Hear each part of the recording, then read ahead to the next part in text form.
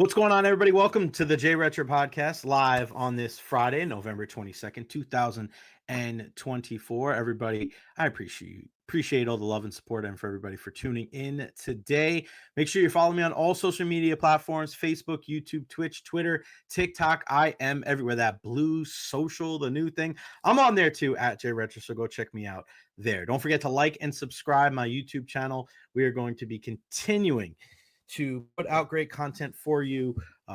Looks like it's going to be Monday and Friday up until the new year. And then after the new year, we're going to go live daily at noon right here on the YouTube channel. Again, I appreciate everybody for tuning in, including Jake Cobian right here. Thank God it's Friday. Yeah, we used to have a great Thank God It's Friday song for Beckles and Recher back in the day. I will be at the Dignitary Tea in Cava House on Sunday to watch the Buccaneers and Giants game. So if you want to nice place to watch the game as the Bucs take on the Daniel Jones-less New York Football Giants, 4817 Southwest Shore Boulevard. Go check the guys out at the Digs. Yeah, that was the big news today. Daniel Jones released by the New York Giants just a little while ago, just a couple of days before Big Blue hosts our Tampa Bay Buccaneers. We'll talk all things football with a multitude of guests. We have a huge lineup today. 12:20, Trevor Sikkema is going to join us. You remember from Pewter Report, Trevor did such great work with them, the Draft Network. Now he's with Pro Football Focus, talking all things NFL. Our guy, Tampa Bay Trevor Sikkema, joined us at 12:20. At 12:40, our guy, Corey Long, NHL.com, to discuss what the hell happened last night in Columbus between the Lightning and the Blue Jackets. Goals galore, and it ended with a 7-6 overtime victory for the Jackets. Corey's also a big college football guy, so we're going to preview the slate ahead as well. 1 o'clock, Evan Closky, WTSP, Channel 10, Tampa Bay, the latest on the Rays Stadium. It's what a turn of events that we saw yesterday from the St. Pete City Council. We'll get into that. Also, his 2 cents on the Bucs and the Giants. 1:20, Matt Grothe, USF Football legend and recent inductee to the USF Athletics Hall of Fame. So great to be able to talk to Matt at 1:20 as the Bulls take on Tulsa tomorrow, looking to be bowl eligible. They need one more victory to do so. 1:40, Greg Auman, Fox Sports, joins us to preview Bucs and Giants and also give us an injury update as well. Who could the Buccaneers be getting back? And then Jordan Farr at 2 o'clock joins us. Tampa Bay Rowdies goalkeeper, done such a great job the last couple of years, and now he's moving on to DCUnited, getting the bump up to Major League Soccer, just like we saw Connor Antley, the right back, do last year. The Rowdies, the goalkeeping factory that they have. Jordan Farr moving on to DCUnited. So we're going to have a chat with him about his final season with the Rowdies and what the future holds for the netminder. All right, we're going to start out the show with the biggest topic right now in Tampa Bay, and nobody better to bring in than our good friend Colleen Wright from the Tampa Bay Times. Look at that backdrop. It's beautiful outside. You got the palm trees behind you. Colleen, thanks so much for joining us. Happy Friday. Happy Friday. My goodness. I yesterday, I texted Colleen last night, a little inside baseball. I said, any news happened today? Any big stories happen? Just when you think that this thing is going to die down with the Rays and the stadium issues, are they going to stay in Pinellas? What is going on? It just absolutely turns on its head. So just kind of for those who don't know, Colleen, can you kind of just take us through a series of events from the start of yesterday to kind of the last thing that we saw last night? Oof. So the start of yesterday, I think it's important for people to know that what happened on Tuesday is the Pinellas County Commission met to pass bonds for the stadium, and they didn't. They actually voted to defer it. They didn't vote up or down, yes or no, approve or reject, but they actually voted to defer until December 17th. Yesterday, Thursday, was the city council's chance to either, again, approve or reject the bonds, but they also delayed. And the reason why it actually even got to a delay is that one of the council members who voted yes on the original deal, and actually her district includes Tropicana Field, she is the downtown city council member, said, she had concerns about infrastructure, referencing the hurricane, and some like sewage treatment plants had to come offline, and we've got to look at that. But also she was saying, we need more time to come to a better deal, because the Rays are out here saying this current deal on the table doesn't work. And so that led to a 5-2 vote to delay those bonds no later than January 9th. And then after that happened, and, Brian Auld got up there and said, actually, he was kind of put on the spot a little bit and was saying, actually, we kind of, wish you didn't really approve the repairs to Tropicana Field. It would have been better to maybe get a settlement.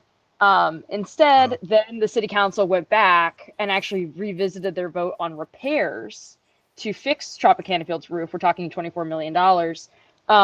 And they went back, revisited that vote, brought it up again, and unanimously took it down because the city administration was pretty much saying, just scrap it and we'll bring you something different. And so everything is up in the air because what does that mean for the use agreement, the current agreement that they have to play at Tropicana Field?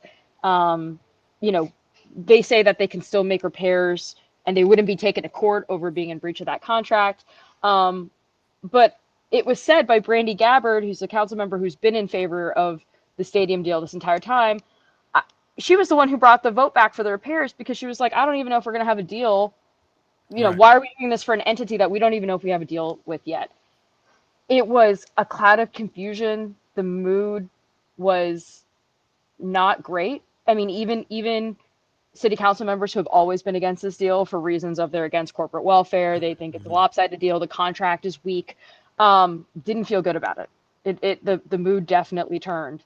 But yeah, we're more uncertain than ever what's going to happen. So in a nutshell, they meet to approve bonds. They also have repairs. They say yes to repairs, then say delay on bonds, then bring back the repairs and say, no, we're going to reject that and come up with another solution. I can't imagine what was going through the city council's head is like, all right, yeah, we're going to improve this. And then you look at Brian Auld and you look at the Rays and you're like, wait a second, you guys don't even want to do this. So what, they need to be, you would think for the Rays, for something to repair their home, that they would be the people at the front of the line going, yeah, we need to fix this. This is what we need from you guys. This is what you need to help. And then the city council's kind of looking around like, if they don't want to help themselves, why should we help them? Exactly. And Brian Auld was making these comments about a settlement, not originally in front of city council, but later to reporters. And one of the city council members read what was being reported about what he was saying and put him on the spot for it. And that's how kind of that set the chain of events and got that called back. Because Brian Auld was basically saying, we don't have a lot of confidence that it will be ready by 2026, and that not knowing if it's going to be ready, because it would, if they had, let's just say they had gone ahead and approved the repairs yesterday, it would have been ready for pretty much the month of or within 30 days of opening day 2026. And Brian Auld was not convinced that was going to happen, and that adds more uncertainty for Rays baseball, right? They got to be able to plan this stuff way in advance. And so he was saying it would actually be better if there were no repairs and we could just go ahead and make alternative plans for 2026. So what would they do then, Colleen? If they're not, I just don't understand why the Rays wouldn't say, all right, hey, we'll put all of our resources into getting the Trop right for the next couple of years, and then we'll focus on the next steps. But if that's not the case and they're like, screw it, then where are they going to play after 2025 then? What is their alternative if they stay here in the Bay Area? So the city is on the hook for fixing Tropicana Field under the current use agreement. Now, the point was brought up yesterday, how many times has it been amended? 11 times or something like that. It's been several times. Remember, since 1995. So, for example, it had to be amended to let the Rays go look in Tampa, in Hillsborough, for a ballpark. That was one of the ways it was amended. So it can always be amended, and that came up yesterday. But really, the city is on the hook for fixing Tropicana Field. So the Rays stepping in, I guess they could, but they're under no legal obligation to do that. The city is, and they've got 3 months to get things started. So as for where they would play, out of state, potentially. That's what Brian Auld was saying, that Major League Baseball does not like playing baseball, home games in the Florida heat. There's or rain or weather delays or however it is. So potentially elsewhere, potentially out of state. God, that's just so terrible. And I had Chris Laval on last week, and we were just kind of talking the back and forth, and you could tell that there is a distrust between he and the Tampa Bay Rays organization. Do you feel like there's that same distrust from the city council, and maybe did it change yesterday? I think among certain council members. Right. Yeah, for sure. Because even what Brian Ald was saying to reporters is not what he was just saying to city council members when he What was the was, biggest difference there, Colleen? What was well, the big difference? Because, like, I know what you said, like, there were certain things that they were reading, but was it one of those things where, like, he was saying one thing to them and another thing to the city council, or was he just not telling the whole story for the city council? Because, there's one thing to right? It's like, it's not necessarily that he was lying, but he wasn't telling the entire truth, right? so I don't want to say anything about who's lying or what. I'm No, just, yeah. what I want to get into, what I want to just spell out is that, Brian was telling reporters, he was asked, is there a deal on the table? And he said, no, there is not. And I was like, well, why are we even having a bond vote today if there is no deal? But the real reason is, and this came up, and I know that we're going back and forth between the repairs and what's happening with the new deal, but understanding these are all really intertwined, right? They are. They have to be. They are, and there's a lot of money attached to them, and there's a lot of unknowns, and none of this is. It's very confusing, and even me, and I was there the whole day. I was there from 9 a.m. Oh my to like almost 9 o'clock at night. It really comes down to the Rays say they want out, right? That there's no deal. The way for them to actually, they can pull out of the deal. The deal that was approved in July, they actually can back out. They have to send a specific automatic termination letter, but they're not sending it. The city basically asked them for it, said, we expect, you to do the right thing and give us that letter. Is it coming? I don't know. Because why wouldn't they do that though, Colleen? Because they have the rights to purchase 65 acres of gas plant land that surrounds Tropicana Field. So they got that. They already have that in writing from the county and the city. So that they don't want to give that up. The bonds are not a condition of any part of the agreement. The bonds that they're approving, it's not like they have to. Yeah, I keep hearing contractual obligations. That was settled yesterday, that there actually are no contractual obligations for the city or the county to approve these bonds. They could just not approve them. So when they signed it, they signed that they would be on board with the deal, but how they come up with the money, that has nothing to do with the Rays. That has to do with the city and the county, right? They approved the package. It's very complicated, and I'm so scared of misspeaking because I know you're doing a great job. You're in the loop. It's very technical, but they approve pretty much like an overall package of this is what we're going to do. Okay. But the actual approval and finalize, kind of the final step or next step or however you want to put it for the bonds, there's nothing in the contract that says, okay, if the city and county don't do this, there's no deal. What it does say is that if they don't approve, for example, on the city's end, if they don't approve the bonds, they can put 107.5% of the land that they're getting and just take that credit of what they didn't get in bonds and say, okay, well, we're not going to pay how I understand it. I'm not a lawyer, so I'm super tough, whatever. But I'm just putting what I put in my story. They can pretty much take that money that they were supposed to get on bonds and apply, for example, for the infrastructure, for the roads and sewers and the gas plant. City council delayed the bond, so they're really not rejected. But anyway, let's just say they do reject it. They could be like, okay, well, we're putting that money instead as a credit toward the land. And now you've got 65 acres of land that already was being sold at a significant discount. Now you have control and maybe you get to keep it. Now, I don't know. All of this can be renegotiated. It can be brought back. It could be amended. But there is really a real estate deal in the background of all of this. And that's what's happening. So, like, if you turn in a termination letter now, you don't have those acres.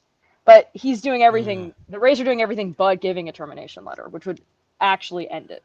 And the whole real estate aspect of it. So those that voted no, I know this is one of the things that Chris Lavala did not like about the deal, is he did not like about the land there, and the Rays, even if they sell the team, they still have that land.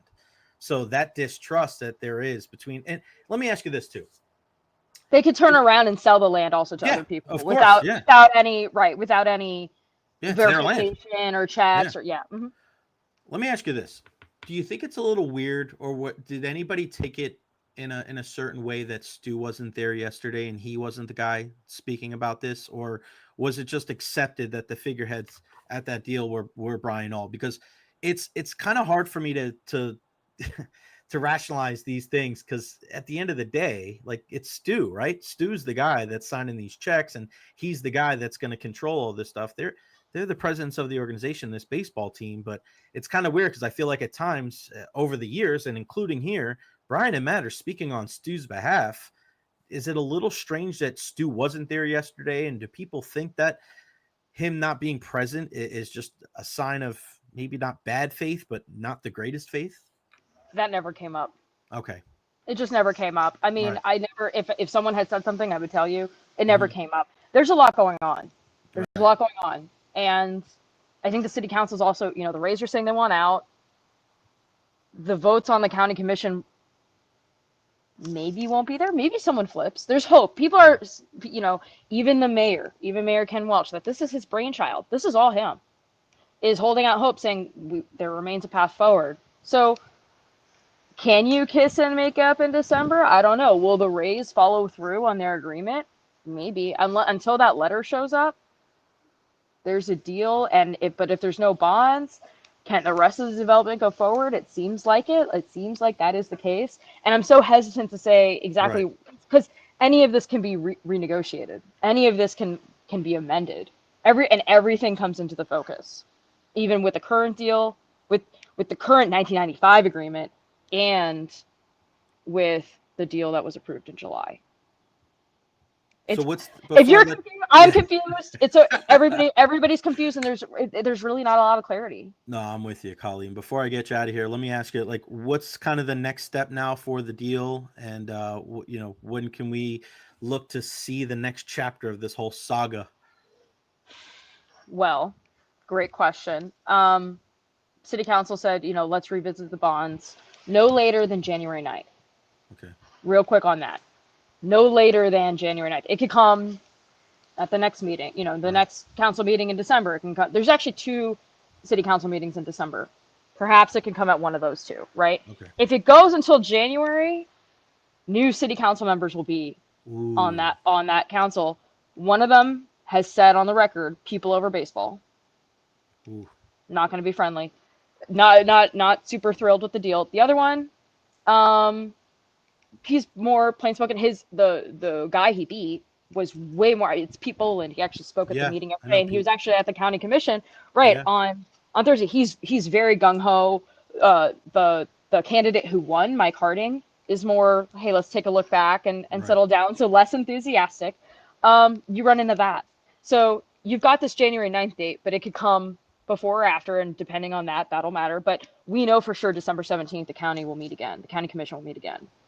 So what happens between now and December 17th, I mean, those are the only dates I can give you, because anything can happen in between then.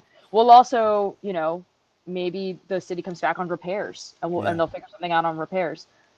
That's all I got. I mean, we don't know. Anything can happen between now and December 17th. Don't say that's all you got. You've had more than most. I mean, you've absolutely crushed this coverage. You've done such a great job. I was going to ask you if you were there yesterday, and you answered it without me even asking. Absolutely. 9 in the morning till 9 at night. This is why you want to subscribe to the Tampa Bay Times. Follow her on all social media platforms. Follow her on Twitter, Colleen_Wright, and support local, man. That's a big thing with us. Support local at every turn. Colleen, you are the best. I appreciate it. Enjoy your weekend. I hope no crazy news breaks, and we'll talk soon, okay? Thank you, Jay. Take care. You too. The one and only Colleen Wright from the Tampa Bay Times. Holy smokes, what is going on with our Tampa Bay Rays and the stadium?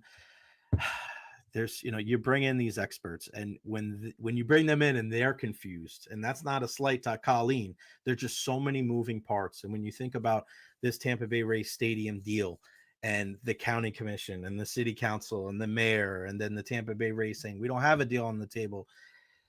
We thought we were over this about 6 months ago. We're like, all right, shovels are going to be in the ground at the end of the first quarter in 2025. And now, I mean, your guess is as good as mine. Speaking of experts, we're going to bring in one of the best when it comes to talking all things football. Our guy, Tampa Bay Trey. I'm so happy that he's never changed the Twitter handle. The one and only Trevor Sikkema, Pro Football Focus. You remember him back in his days here in Tampa with Pewter Report. I love the orange, bro. I love the orange. Look at this guy. He knows the deal. Had to represent for the show. Coming on with you, Jay. Always good to be with you, my friend. Appreciate you having me. Yeah, you're the best, man. Let's start right with it. I mean, Daniel Jones, on the streets. It's so crazy. Like, we knew he came out with that weird video message yesterday. It was like, in essence, a goodbye. They go to Tommy Cutlets instead of Drew Lock.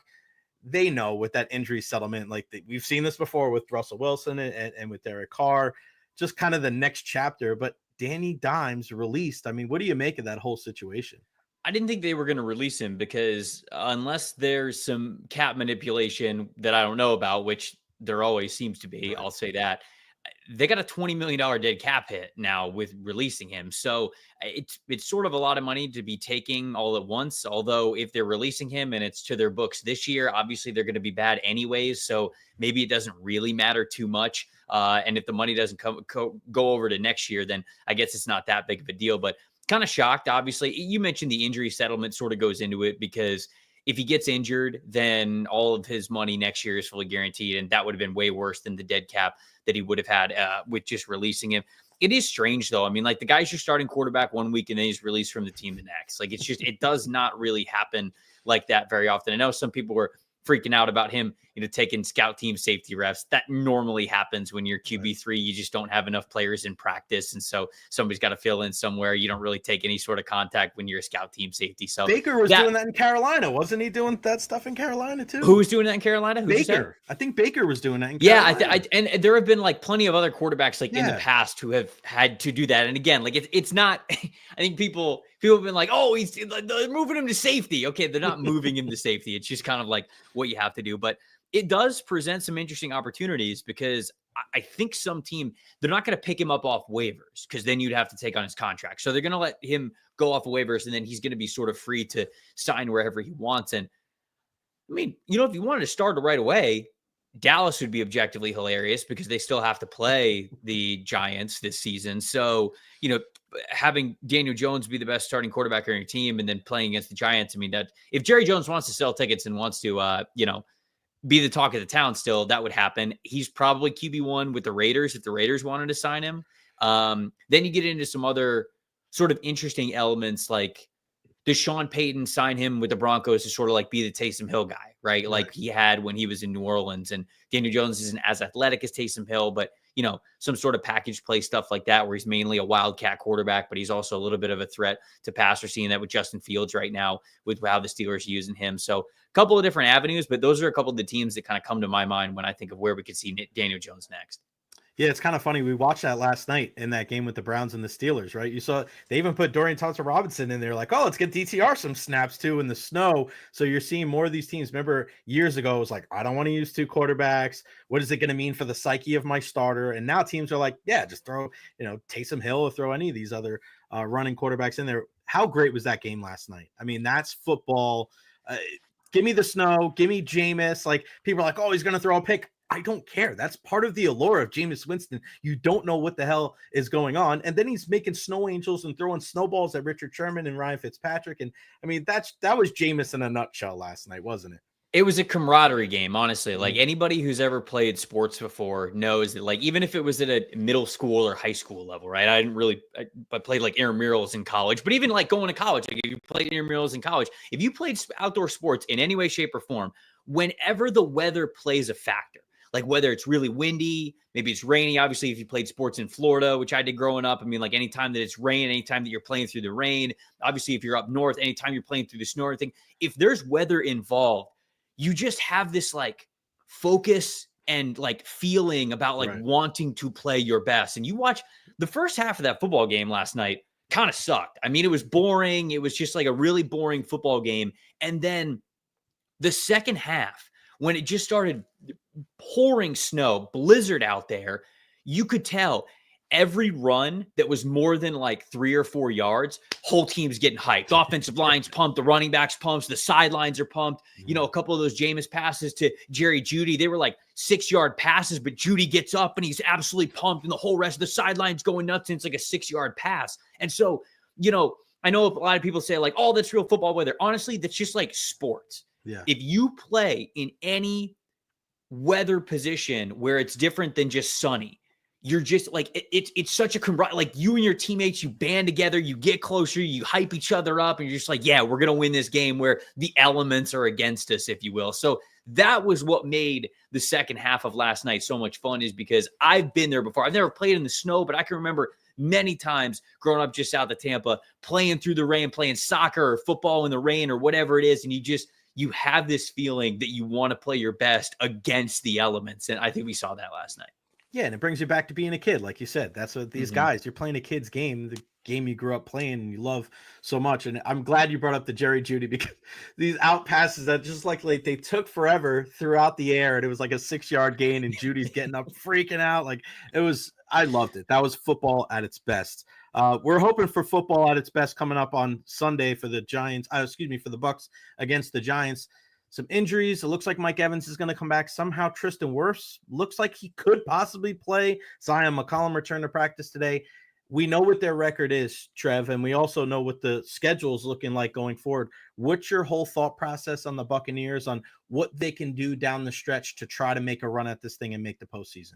Obviously, the first one's getting healthy, which, it seems like it's a good indication that a lot of these guys are either going to play this week or at least are very close. If a couple of these players, like if Zion McCollum still can't play, if Tristan Wirfs still can't play, well, you got hope for next week's game, and you feel a lot better about them coming back pretty quickly. I sure hope Mike's not coming back, before he needs to, just because obviously they need him out there. There's no doubt about it. But hamstring injuries are tricky, man, especially ones that look as bad and as damaging as the one that he suffered, 3-4 weeks ago now. So I get it, like a month's a long time. You definitely healed the hamstring, and he's going through everything that he needs to do to make sure he's good to go. But those are tricky injuries, the high ankle sprains, the hamstrings, like those are the things that can linger and really limit you. So what you don't want to do is, just because you really need them, throw I'll say less than 70%, because a lot of times when these athletes get close to 70, 80%, they're going to play. So you don't want to throw out a less than 70% Mike Evans and just say, okay, well, just the fact that 13's out there is all we really care about. And you're going to basically play with a less than 70% Evans throughout the rest of this regular season. You need him to be able to get better. This needs to be the correct timeline here, but obviously it's going to be an important part of this game plan. I also think that it's time for Bucky Irving to truly be the RB1 on this team. Now, it's nothing against Rachaad White. I think that he needs to have a role within this game plan, and it can even be sort of like a duo rushing attack. But in my opinion, more of the carries needs to go to Bucky Irving, and more of the receptions I feel like needs to go to Rachaad White. And so balance is not always 50-50. I think a lot of people sort of struggle to grasp that. Like when coaches talk about balance, and when you talk about the balance of, utilizing certain players for the other, balance doesn't mean that it's 50-50. That's not really what it means. It means you're doing what you need to do to put your players in the right position to complement one each other, whatever that ratio is. And to me, that ratio is giving Bucky Irving the ball a little bit more and letting him cook, because he's having a fantastic season as a rookie for them. So to me, I think those are the things you look out for. But then, that's only on the offensive side of the ball. The defensive side of the ball has been a disappointment since week 5, Thursday Night Football against the Atlanta Falcons, right? Where Kirk Cousins throws for over 500 yards. And really since then, it feels as though the defense hasn't been terrible the whole time, but there have been too many blunders. It's been too low, below expectations of what you think a Todd Bowles group would be. So with them getting a lot more healthy as of late, it's time for that defense to step back up like they were through the first 4 weeks of the season. Yeah, I'm with you. It's kind of weird about the running backs. It's kind of flipped, right? You wish that Rachaad was kind of the rookie, because he could be the third down back, because he's probably better at pass pro and he's better at catching the ball out of the backfield. Let Bucky run the first 2 downs, but it's kind of backwards because Rachaad was the incumbent. So it's their strengths don't really match up with their roles, and you try to get guys out there in situations where they can perform their best at the team, and that's a lot to ask for a guy like Liam Cohen in his first year. What do you make of the job of Todd Bowles? Because I've had this conversation with a bunch of people. I mean, you're looking at multiple division crowns, but there's still that segment of this fan base, Trevor, where they're just, something bad happens, get rid of Todd Bowles. He hasn't really ingratiated himself to enough of the fan base to where you go on a losing streak and they think that he doesn't survive these conversations. It's weird. I think he'll survive the season regardless of how it ends, even if it's bad. But just what do you make of Todd Bowles? Because obviously we take this tenure into account as well as his time with the Jets.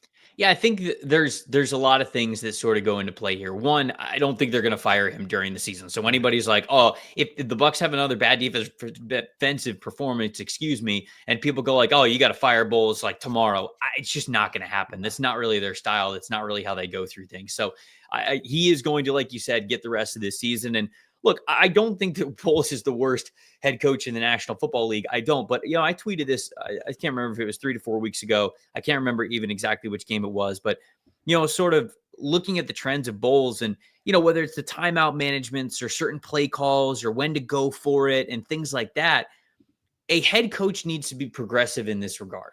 And it feels as though Bowles just doesn't think about a lot of that stuff. He's very old school in his approach. A lot of defensive coaches are. And to me, the Bucs sort of start behind the 8 ball before any game begins because of how Todd Bowles approaches timeout and clock management and going for it on certain downs and distances and even like certain play calls and things like that. Obviously, I think that it's been a lot better over the last year because I think that Liam Cohen's doing a nice job as offensive coordinator. But to me, that's what you really want out of a head coach. Again, I don't think that he's the worst head coach in the NFL, but I do think that we're seeing a lot of mounting evidence that he's not exactly progressive in where the game is going and how to give your team those little edges here and there. So that's what you're really looking for as a head coach, because as the game is evolving, like you don't want to get too cute with things. I understand that. That's all very true, but you also still have to be pretty open-minded to, again, where that game is going. And, who were they playing the other day? Or who are they playing that one week where it was raining a lot and they didn't end up going for 2? Oh, yeah, against Kansas City at the end of the fourth quarter. And the reason why they don't go for 2 is because he's like, well, the ball was wet. Come on, man. Like, it's like you just drove all the way down the field. And if you don't want to go for 2, it's got to be a better reason than that. Right. Like, it can't just be like, oh, we don't want to listen to analytics. Analytics can't understand that the ball was wet. No. 1, it can. 2, like the explanations, like you said, you just went down the field. You just drove the ball down the field and you scored. What do you mean the ball was wet? The ball is wet for them too. Right. You'd rather have a situation where instead of one play to win the game, you want to give the ball back to Patrick Mahomes and then put your fate in a coin flip of the ref. I'd rather go score 1 point, especially because you just score. Anyways, so like those are the things that get me fired up about sort of how he approaches the game, where it's like, man, that thought process is something that's hard to accept every single week. He's not the worst coach in the world. He's not running a train wreck of an organization. He's not. I think he's a good defensive mind, but as a head coach, I think he's behind the 8 ball when it comes to a lot of those kinds of decisions. Yeah, I'm with you, man. And it's hard because he's a guy that's so loved and respected around the league, right? So it's like his shop is always pretty much in good shape. Like at times he has great defensive performances. Look at the records of the Lions and the Eagles this year. They haven't lost to too many teams, but they both lost to the Buccaneers this year. Nobody was saying get rid of Todd Bowles after those weekends, right? Everybody was saying, wow, look at the job he did against Jalen Hurts. Look at the job he did against Jared Goff. I want to ask you about the Falcons, Trev. I was not buying the hype defensively going into the season. Offensively, they got a slew of weapons. I knew Kirk Cousins was coming off the injury. He's more of a regular season guy than a postseason guy, but they have 10 sacks in 11 games. Matthew Judon has been a non-factor. Justin Simmons and Jesse Bates, I thought it was 2 guys that play well off the ball. I didn't know how well that was going to vibe, and then they just get smoked. It's one thing to not be able to put up points against Denver, but you gave up 38 points to the Denver Broncos. What do you make of the Falcons, and how do you think that they're going to fare down the stretch? Because it's a 2-horse race in the NFC South. Yeah, the defense it's hard to see the defense really playing that much better. Like the cavalry's not coming, right? The trade deadline is over. You made your move for Matthew Judon really at the early parts of the season. And so that was your move along the defensive line. You drafted Michael Penix and you knew what that meant at number 8 overall. Now, like if the debate was between Michael Penix or Dallas Turner, the edge rusher, I'll be honest, like I'll be fair to them. Dallas Turner is probably not like totally changing this defense either. Maybe Jared Verse would have because of how well he's playing for the Los Angeles Rams. But if the debate was truly between Michael Penix Jr. or Dallas Turner, people could sit here and say like, whoa, well, they should have drafted a pass rusher at number 8. If it would have been Turner, I don't know how different it is this year. Right. Long term, it could be better. Sure, but I don't really know how much different it is this year for them. It's basically the Achilles heel of this team. And if the Falcons end up winning the NFC South, I can't see them going beyond wild card weekend. I just think team, I really do. Maybe with them hosting a game, since they'll be winning a division, they could win one, but especially if they get to the next round, it's just not a lot of, there's just a team that you can't have a lot of faith in my opinion, because of exactly what you said, that defense side of the football. It's too much of a liability for them.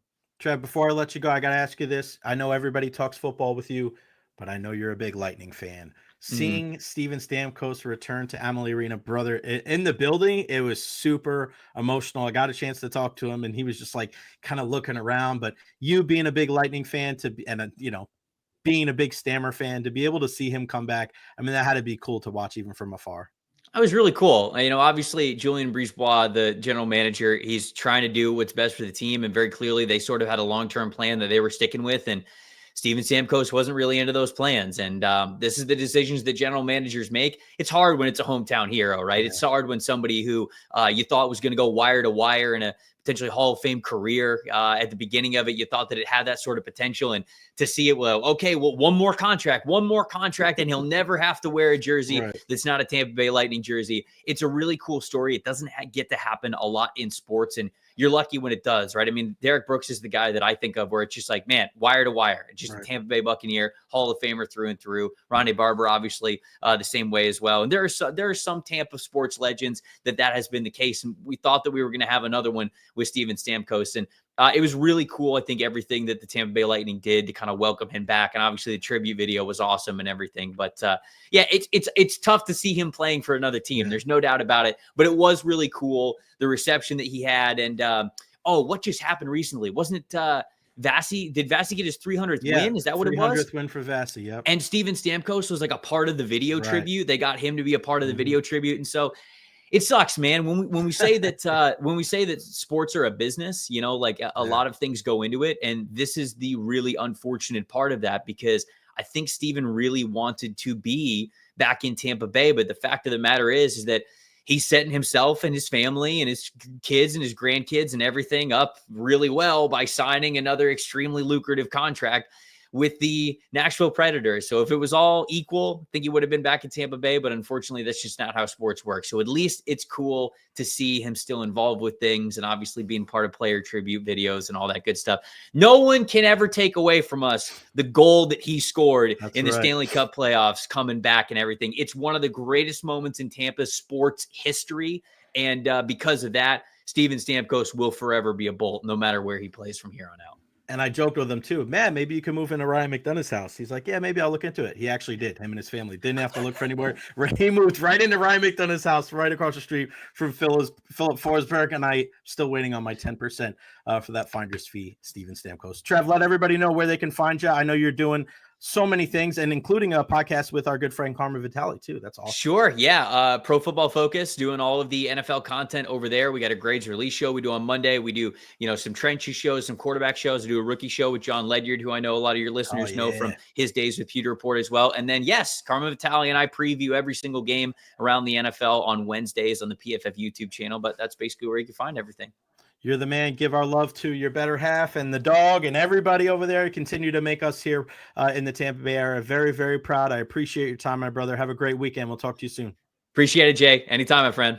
All right. The best. Trevor Sikkema, my guy. You want to talk about somebody that has done it the right way. Trevor Sikkema just doesn't get much better than that. I remember sitting in the Buccaneer media room with him when he was at Pewter Report and just having to talk about just life. And you just knew that this kid was destined for greatness. Tampa guy through and through. You can hear it in his voice, right? Still loves the Lightning, still follows the Buccaneers, the badass Bucco Bruce jacket. Like, it doesn't get better than that. So really appreciate Trevor for joining us on the show. We'll have him on again in the future. Follow him on Twitter at Tampa Bay Trey. You saw the handle there. He's just such a great follow too. And if you saw it, there was something that it was either ESPN or SportsCenter put out on Instagram, and it was like 10 photos that know that you're a real sports fan. And one of them was something that Trevor posted of an old school NFL Blitz arcade game that was right at the entrance of like a Costco or a Sam's Club. And it was something to the effect of, Costco's really testing my bank account today. And it's just, if you've ever played that game, if you've ever been an arcade guy like that, playing those old school sports games, you waste so much money at the arcade playing those games. What games did you guys play growing up in the arcade? I played some, let's see, Street Fighter was a big one. Teenage Mutant Ninja Turtles was a big one. X-Men was another big one. Mortal Kombat. But I always like the ones that you could play almost like a storyline. Like you can go all the way through. There's so many good things out there. I'm going to text my guy, Corey Long. Ready for you, big dog. My guy, Corey Long, NHL.com, talking some Lightning hockey as well as some college football. This weekend, looking back at that Lightning game last night, I mean, my goodness, what the hell happened? Defense was certainly optional in that one. It was like a 1987 game, 7-6. They lose in overtime. Zach Werenski scores 5-point night for the American defenseman. You could see him for Team USA when it comes to the Four Nations Cup here in a couple of months. That's going to be a little funky this season, not having an all-star game. I've gone to a bunch of them in recent history, going up to Toronto last year, going to Vegas, going to South Florida, obviously the one we had here in Tampa years ago. I love going to the All-Star game every year. This year, the Four Nations Cup. So you'll see a team from Sweden, team from Finland, team from the US, and the team from Canada squaring off. What does that mean for guys like Leon Draisaitl and David Pastrnak and our very own Nikita Kucherov and Andrei Vasilevsky? It means some time off. Those guys, and for a guy like Andrei Vasilevsky too, he's going to play a bunch. We obviously didn't play last night against Columbus. Jonas Johansson, whose numbers don't look great so far early on this season. Just, I don't know if you want to look at them or not, because it is not pretty. Let's bring in our guy, Corey Long, NHL.com, to talk some hockey, and he's got that New York Mets fitted. Did Juan Soto sign yet, or what? It's all a matter. It's we're just crossing the T's, dotting the I's. 680 million, 690 million. We're just trying to figure out. It's small change at this point. They're going to have to cut into some of your salary there at NHL.com, my friends. That's what they'll be all right. Believe me, Uncle Steve can afford it. What do you make of that Lightning game last night? I said it was like a 1987 throwback. Defense optional, no butterflies from the goalies. Like it was that second period was crazy. I come out of it thinking that I don't know that the backup goalie they have now will be the backup goalie they have by the second half of the season. The movement, Johansson just didn't move well at all. And, so many of those pucks were not, they were pucks that he should be able to stop. These were long range shots. These are now, don't get me wrong. The Lightning defensively took some incredible lapses of judgment at times, but goalie's got to be able to stop some pucks. And goalie was not able to stop any pucks. Last 3 games, 7, 5, and 5. His goals against is .522, and his save percentage is .856. Yeah, that's not. You win like that. You can't do it. You can't deal with it. So I said this backup goalie position is up for grabs. I think I'm sure that they're going to be looking at Syracuse, seeing what they have. Who could possibly do? I mean, 85% save percentage. Anybody can do better than that, you feel like. So I just don't see Johansson being on this roster much longer at this point. Do they go to a veteran, Corey? Do they bring somebody up? I know Matt Tompkins was a guy that they had there for a while. Yeah, I feel they've got some experience down in Syracuse where they could bring some guys up for some, for what in essence would be about a dozen starts if all things go well, And I think, I think some guys have been in Syracuse long enough to where they don't, they can come up and sit and be a backup goalie and understand. When you look at guys like Tompkins, that's probably what they grade out as is going to be a backup goalie or at least a goalie in a platoon. So understanding how to kind of keep yourself fresh during stretches of time when if Vasilevsky's playing 6, 7, 8 games in a row, that's something I have to learn how to do anyway. So, and I just think they just need better goaltending from the backup than that. I got the solution, and of course, this comes from my little brother. Get Nikolai Habibulin a backup Vezi. I probably could do it. He could probably still block some. She could probably still throw away some shots. Yeah. The other day when we had the 300 win ceremony for him, he looked pretty good. Like he did look good. Yeah, he did look good. Yeah, it's funny. I mean, giving up 7 goals, like you can't do it.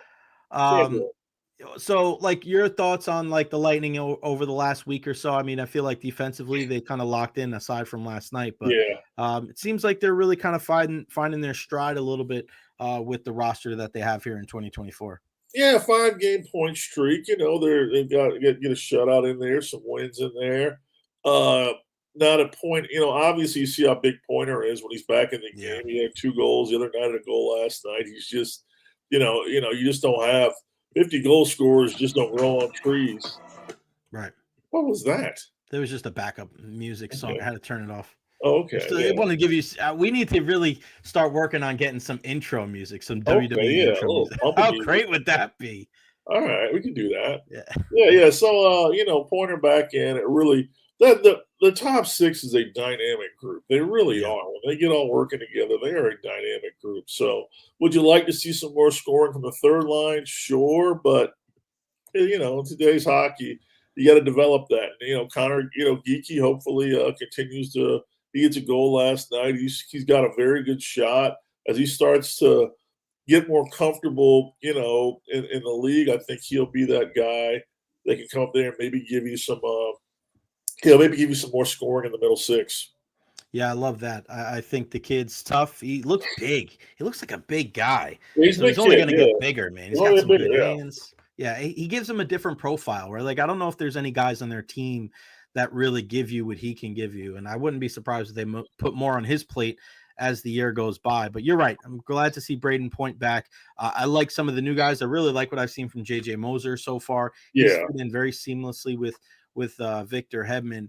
But yeah, what does this team need to do? If they make, and I know the cupboard is as bare as it can go, as we get closer and closer to the deadline, what could they do to fortify this team to just make them more of a threat come postseason time? This is where you're gonna have to, they're gonna have to grow their middle six. I think they have to get another forward in there that can give them some sort of another two-way threat and give them some sort of a scoring punch. Because, when Point was out, you saw kind of how thin they can be. They're very thin. They don't really have that guy down there in the minor leagues that can come up there and give them some goals, give them some offensive looks.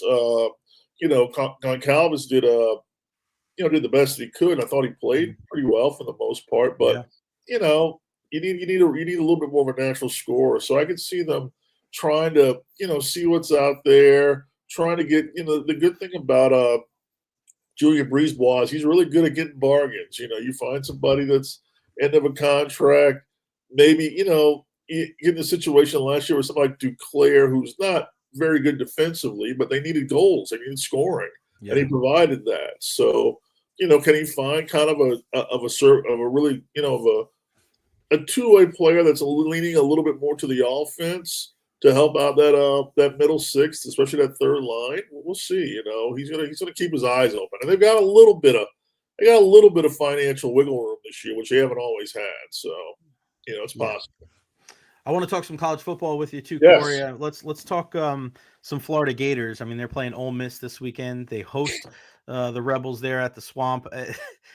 I was one of those guys that I wasn't sure if Billy was going to last through the season. I wasn't sure if they were going to win another game throughout the season. But man, they've shown themselves pretty well over the last couple of weeks. You're starting to see some guys flip and commit to Florida. It's been a weird month for the Gators, and I still think the jury's out on whether Billy Napier is necessarily the right guy to lead them back to the promised land where they're a top 10 team and they're battling for not just national championships, but also in the SEC. What's your take on the Gators and how likely is it that they could pull off the upset against the Ole Miss Rebels? I think there's a very good chance they can pull off the upset because their defensive line is really playing well. Yeah. It was excellent last week against LSU. He started playing the young guys, and the young guys have rewarded him. And these are the guys that really they should be building around, whether it's, on the offense with Lagway and the running back and, Sapp and, I can't think of the other kid's name, big, tall pass rusher on the defensive line, kid out of Daytona Beach. They've got some really good blue chip prospects that are freshmen, and they got to go out there and play them. And, that's the big thing for them right now is just playing those young guys. Those young guys are flying around. They're generating a lot of excitement. They're making plays. They're going to make some mistakes, but really, in actuality, they bring a level of energy that team hasn't had in a long time. On offense, it starts with Lagway, the things that he can do. He's a big kid with a big arm. The running game, they've gotten better on both sides of the line as the season's gone on. So some of Napier's proof of concept is starting to come across. And last week, they were finally able to get that big win. Finally able to get that win against an established team that hadn't beaten in a while, puts them that much closer to a bowl game. I think they can win their final two. They can beat Ole Miss. I absolutely think they're going to beat Florida State. So, I mean, you're 7-5 going to a bowl. Maybe you win that bowl game 8-5. That's a heck of a starting point for going into next season. The recruiting class is starting to show that as well. Yeah, it's kind of wild to think that that's the conversation that we're having because it was a murderer's row playing all those tough teams. And oh my God, how are you going to beat these guys? How are you going to beat these guys? But they've really shown well. I want to talk about obviously the biggest matchup of the weekend with Indiana and Ohio State. The fighting Ian Beckles, as I like to call him, number 5 Indiana Hoosiers travels to the shoe to take on number 2 Ohio State. Yes. I mean, this is one of those matchups for Indiana. Like, this is a program-defining victory if you're able to come up with it. What is the likelihood that they can go into Columbus and win this game? We know about the 3-headed monster at running back and what Ohio State brings to the table with Ryan Day. But how do you see this whole game shaking out? I certainly think Indiana's got a good puncher's chance. Attitude is such a big part, especially in college football. I think, how you carry yourself is really a good indication of how you feel like you're going to play. I think under Curt Cignetti, I think that program, you can sense that their attitude is one that they expect to win games. It really showed itself in the Nebraska game. They had like the Fox, big noon kickoff. They had all this hype. And you want to know how a team like that, at a time they might have been 6-0, 7-0, how they're gonna handle that. This is the first time all this stuff has kind of come there. Right. And they end up hanging a 56 spot on Nebraska, and they just absolutely ran them out of the building. So they're capable. Ohio State has uber amounts of talent. You look everywhere. There's a blue chip kid. I mean, they're starting to figure out the offensive line situation since the left tackle got hurt. But the running game is exceptional with Henderson and Judkins. Is it Judkins? No, yeah, Judkins, yeah. And I'm not as huge a fan of Will Howard at quarterback. I think he's okay. I don't think he's really the dynamic quarterback that they might need to go all the way. But I certainly think, he's decent. He's battle tested. You can defensively, I think they got parts everywhere. Pass rushing in the secondary, linebackers. They really are a loaded football team. Their problem, I think, comes in the fact that how do I describe? I guess I describe Ohio State under Ryan Day like I describe Lane Kiffin. They're an A student that knows that they can kind of have fun, get drunk, and get a B- and be fine, and they're happy with that. Mm-hmm. And I've always thought that Ohio State should just destroy everyone, but under Ryan Day, they just don't. And I put a lot of it on him. I just don't think I don't think he's the type of coach that can really galvanize that group to be what they really to meet their full potential. Urban Meyer was that type of guy. Not to say I'm a big Urban Meyer fan. I think he's a heck of a coach, an amazing coach, a terrible human being. But no, you're right. You're right though, because I look at this game and in a weird way, like it's tough to go against Ohio State at home, especially with the abundance of talents that they have. But if you look at the quarterback and the head coach, I feel like I trust Indiana's quarterback and head coach. Absolutely. And they're not as proven as Ryan Day and Will Howard, right? And that's a weird thing because usually when you have the establishment, you have a team with Ohio State, it's one of the blue bloods of college football. You would think that, all right, well, you'd hang your hat on the coach or you'd hang your hat on the quarterback, but you might give the advantage in a weird way to Indiana in both of those. Yeah, I mean, definitely in coaching. I think Curt Cignetti is a tremendous coach. I think he's a guy that he believes his team. He believes he has the best team on the field. That belief has trickled down to them. With Rourke at quarterback, you got an experienced guy, a guy that's very comfortable in the offense. There's a great staff at Indiana, led by Tino Sinceri, who's their offensive coordinator and quarterbacks coach. And they do give you that feeling like, wow, this is a special team. They're not just, they've won, and the last few weeks they've won in different ways. They had to kind of grind out a ugly game against Michigan. I think they can play ugly football and win. I think they can play a wide open game and win. The thing is, the way we're talking about this, Ohio State can do all of that. There's nothing Ohio State can't do. They have the best roster in college football. They had the best roster in college football 2 years ago. They had the best roster in college football probably last year. They don't win. They just tend to not win games they're supposed to win.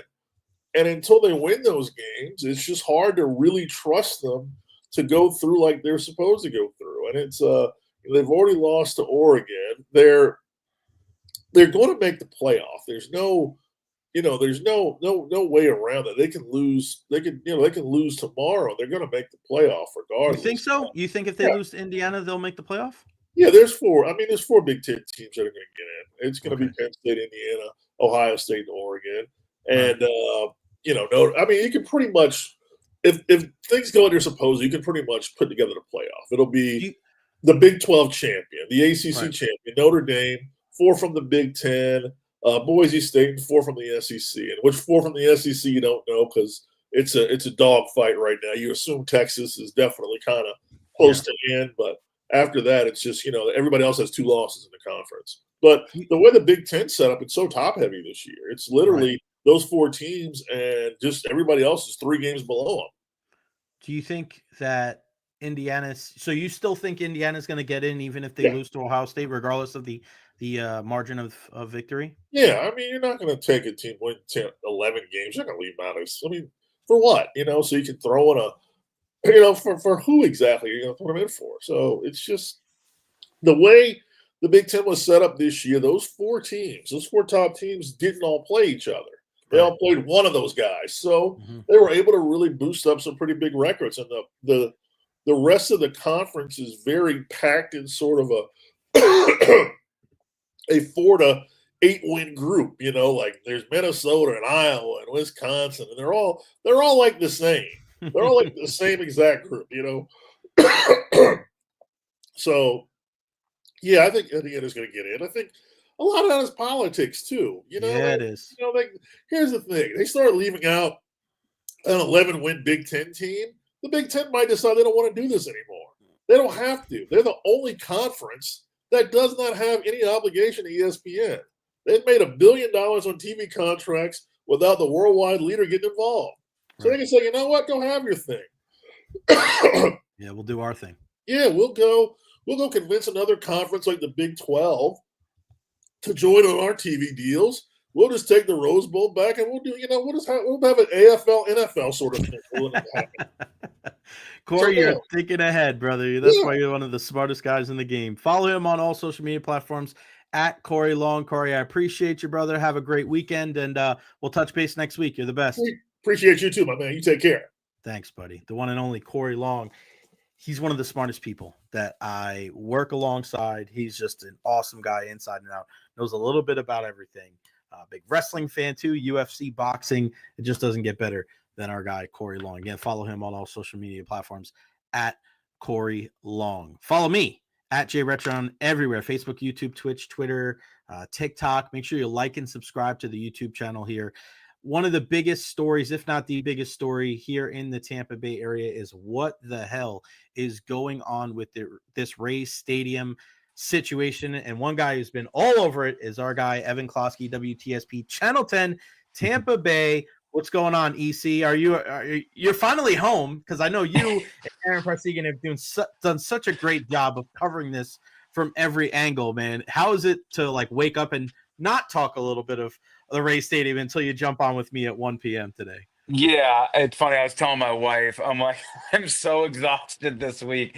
And it goes back to even Sunday when the John Romano article stepped out. Yeah. So it's been like Sunday, Monday, Tuesday, Wednesday, Thursday, rolling over every single day, digging into this, listening to meetings, talking with people. So yeah, it's we're doing our Buccaneers preview show today. So I'm excited to focus in on a little bit of football for once, especially with the bye week happening last week. So yeah, it's good to get a reprieve.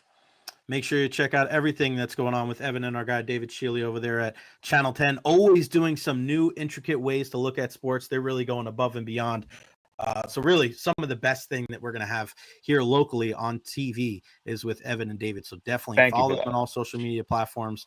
Always very interesting conversations that they have, looking at it, not just like, hey, we're going to talk about the highlights, looking at it from different angles, taking a deep dive inside the numbers. Really, really good stuff that Evan and David and everybody over there at Channel 10 have been doing. But we'll talk some football in a bit, but just the whole Rays Stadium thing. We had Colleen Wright from the Tampa Bay Times joining us at the top of the show. It's just so crazy how in 24 hours, right? I mean, we've talked about it that it was the last couple of days, but yeah, okay, they're gonna pay for the stadium repairs. Well, not so much. I know Aaron was live when that happened with you guys.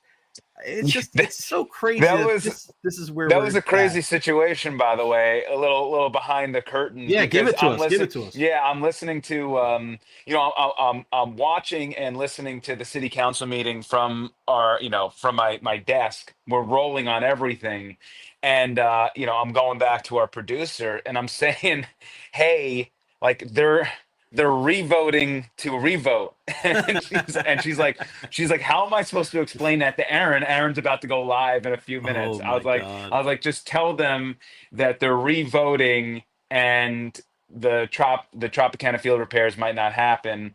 And then like I'm kind of like live. I'm just like I'm on a phone. I have one ear like listening to the meeting. I got my phone in my other ear, and Aaron has no idea what's going on because he's outside. So he's just like, he's got everything prepared. But that's like, I mean, the calamity of kind of disseminating that information to Aaron is very much the same way that it felt like watching that all unfold, Right. and just slowly seeing kind of the confidence from the city council dwindle of how they as Brian Auld continued to talk to them, of just how little faith they had in where this was going and the commitments that the Rays were going to provide to stay in the city beyond 2025.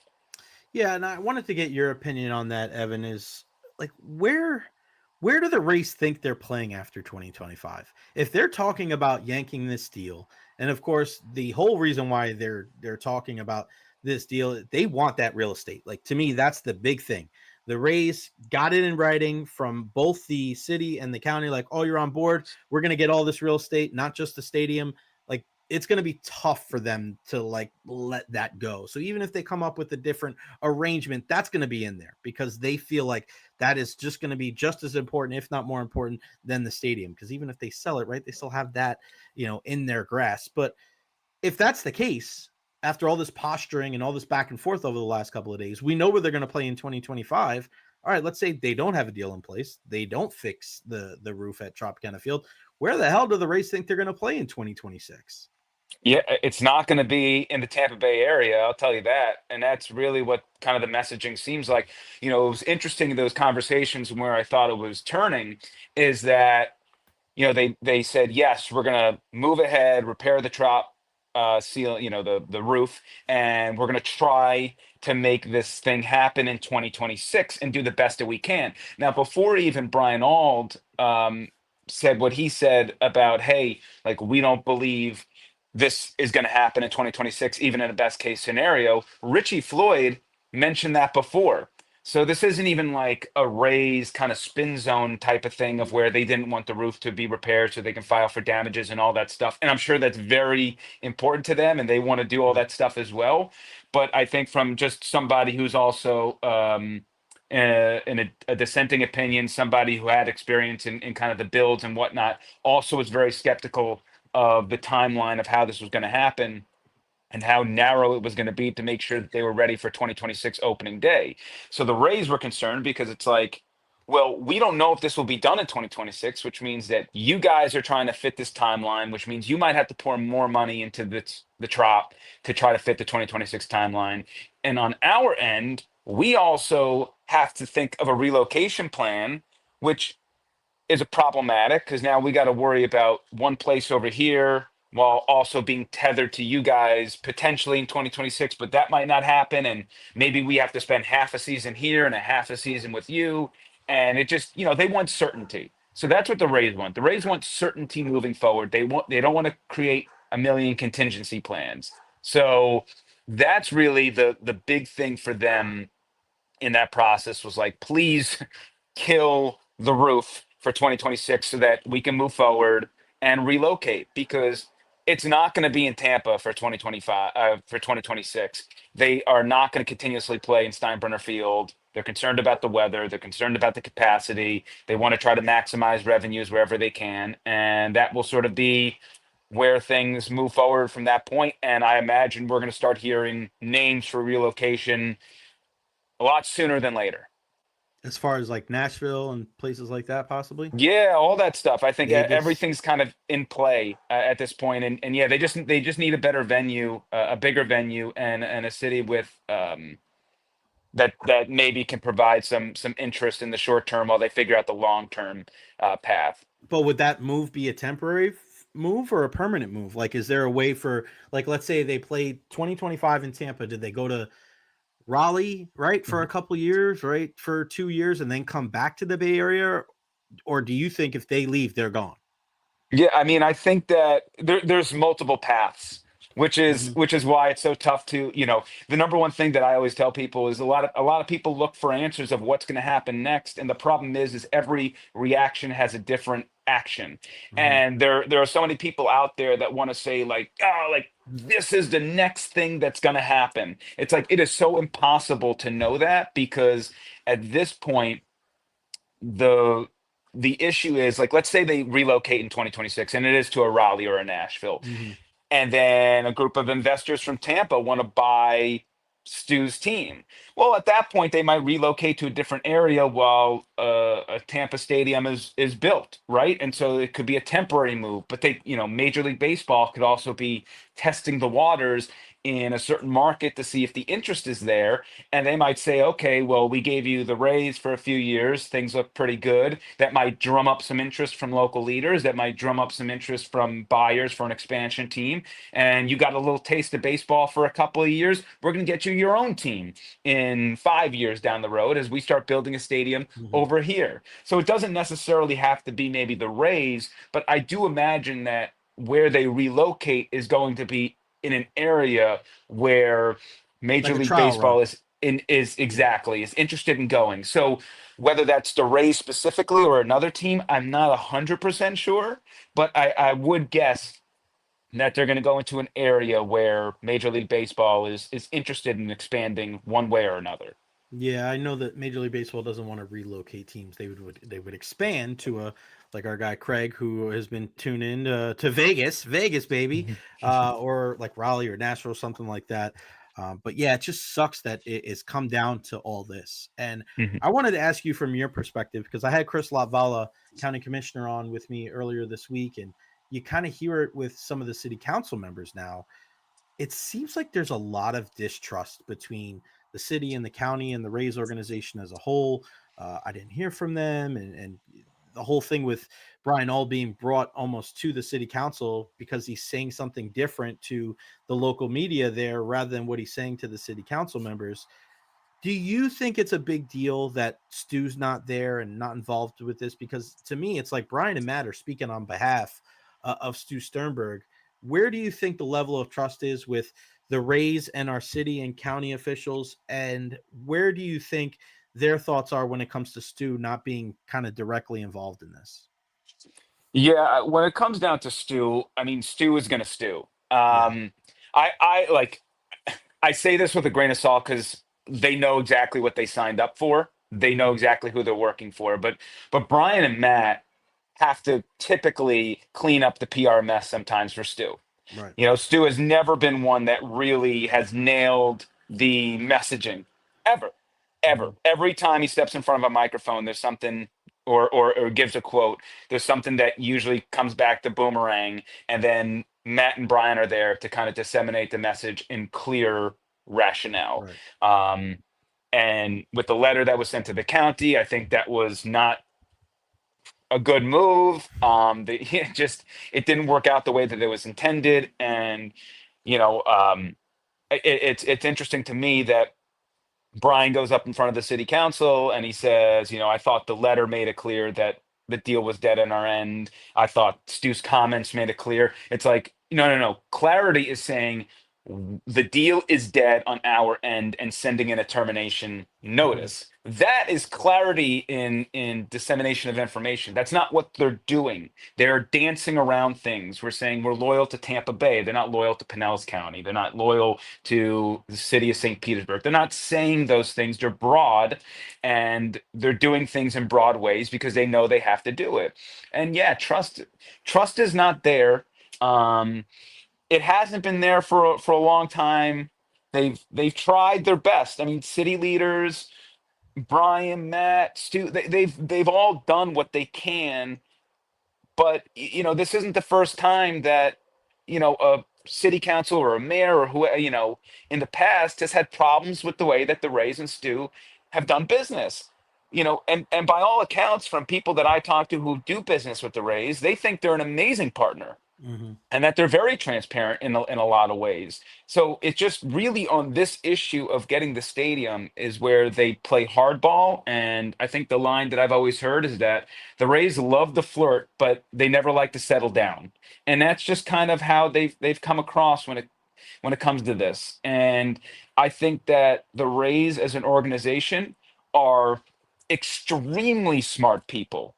But when it comes to this situation and the stadium situation and how they want to really get their message across, they're not people. And when it comes to the community and it comes to connecting the dots for them, they just have always kind of missed the mark, which is why the public has always been really kind of half in, half out with the Rays because they've never truly have firmly committed to the area until recently. And then at the first step of a cost overrun, at the first glance that it was going to happen, they ran away. They completely ran away. And the thought that I've been having is, if the city and the county, if they can get out of this and they want to get out of it, it's kind of a good thing that everything unfolded the way that it did. Because what would have happened in a year and a half if a hurricane would have messed up the rebuild and there would have been all these cost overruns? What were the Rays? What would they have done? What would they have done? They would have told the city and county that you got a half-built stadium, you're going to have to put up a bunch of money, and that we can't do anything else. I mean, that's the way that it looks because they didn't even try. And city council member Deborah Fig Sanders, she even said, like, I want to approve all this stuff and I want to force them to try because right now they're not trying. They're just saying we can't do it. And I kind of understand that. I understand that the effect of like, let's put their feet to the fire, but it's tough. That's not operating in good faith though, which you know what I mean? Like, but I understand where they're coming from, but this is part of the reason why, and this because you're not, traditionally from here, like neither am I, but this is why people are very hesitant to commit to the Rays. It's things like this, and this is the way they do business. And you want to talk about the payroll or the lack that, the fact that you can't buy a jersey because when a guy reaches that, dollar figure that they're going to get rid of them. So you can't buy a jersey because eventually a guy's going to be too good. And like this pattern of behavior throughout the entire organization, this is what they do. Like that's part of the reason why I think the Rays have really struggled in growing their fan base in the Tampa Bay area is because it's always coming down to the bottom dollar. And I understand that it's a business, but the most successful businesses out there are the ones that use some personality to it and have that human to human interaction on multiple levels that helps them be successful. There's no reason why a hockey team in the state of Florida should be the number one franchise in all of sports, like we saw in the ESPN franchise standings all those years ago in ESPN, the magazine. It wasn't a football team in the heart of Texas. It wasn't a baseball team in California. It was a hockey team in Florida. And it wasn't just because of the success on the ice. A large part of it had to do with Jeff Vinnick and all the people that he put underneath him that know, if you go to the games, everybody at Amalie Arena is like the nicest person in the world, not crapping on the people that work at the Trop, but it's just everything all the way down the line. Julian Breezeball came up to me and asked me, man, so sorry that you lost your job. Steve Griggs, CEO, same thing. John Cooper, like that's the kind of people, forget about the business side. That's the kind of people they have there. And then when you have situations like this, I truly believe that this is another example of fans that have never really bought into the Rays going, that right here, that right there, That's why. Because when you have even the most fervent supporters on the city council now going, wait a second, I don't trust this. You don't want it. I mean, think about it. They approved it. That's the crazy part about it. They approved it. They approved, hey, let's fix this chop. And then Brian's like, no. So it's like, I can't want it for you. This is your home. Like, think about that. I understand that you have plans for the future, but this is where you play baseball. This is your home, Tropicana Field. Your people have offices there. And you're like, fix it. Don't fix it. Like, people don't need to know all the minutia to be able to see what's going on here.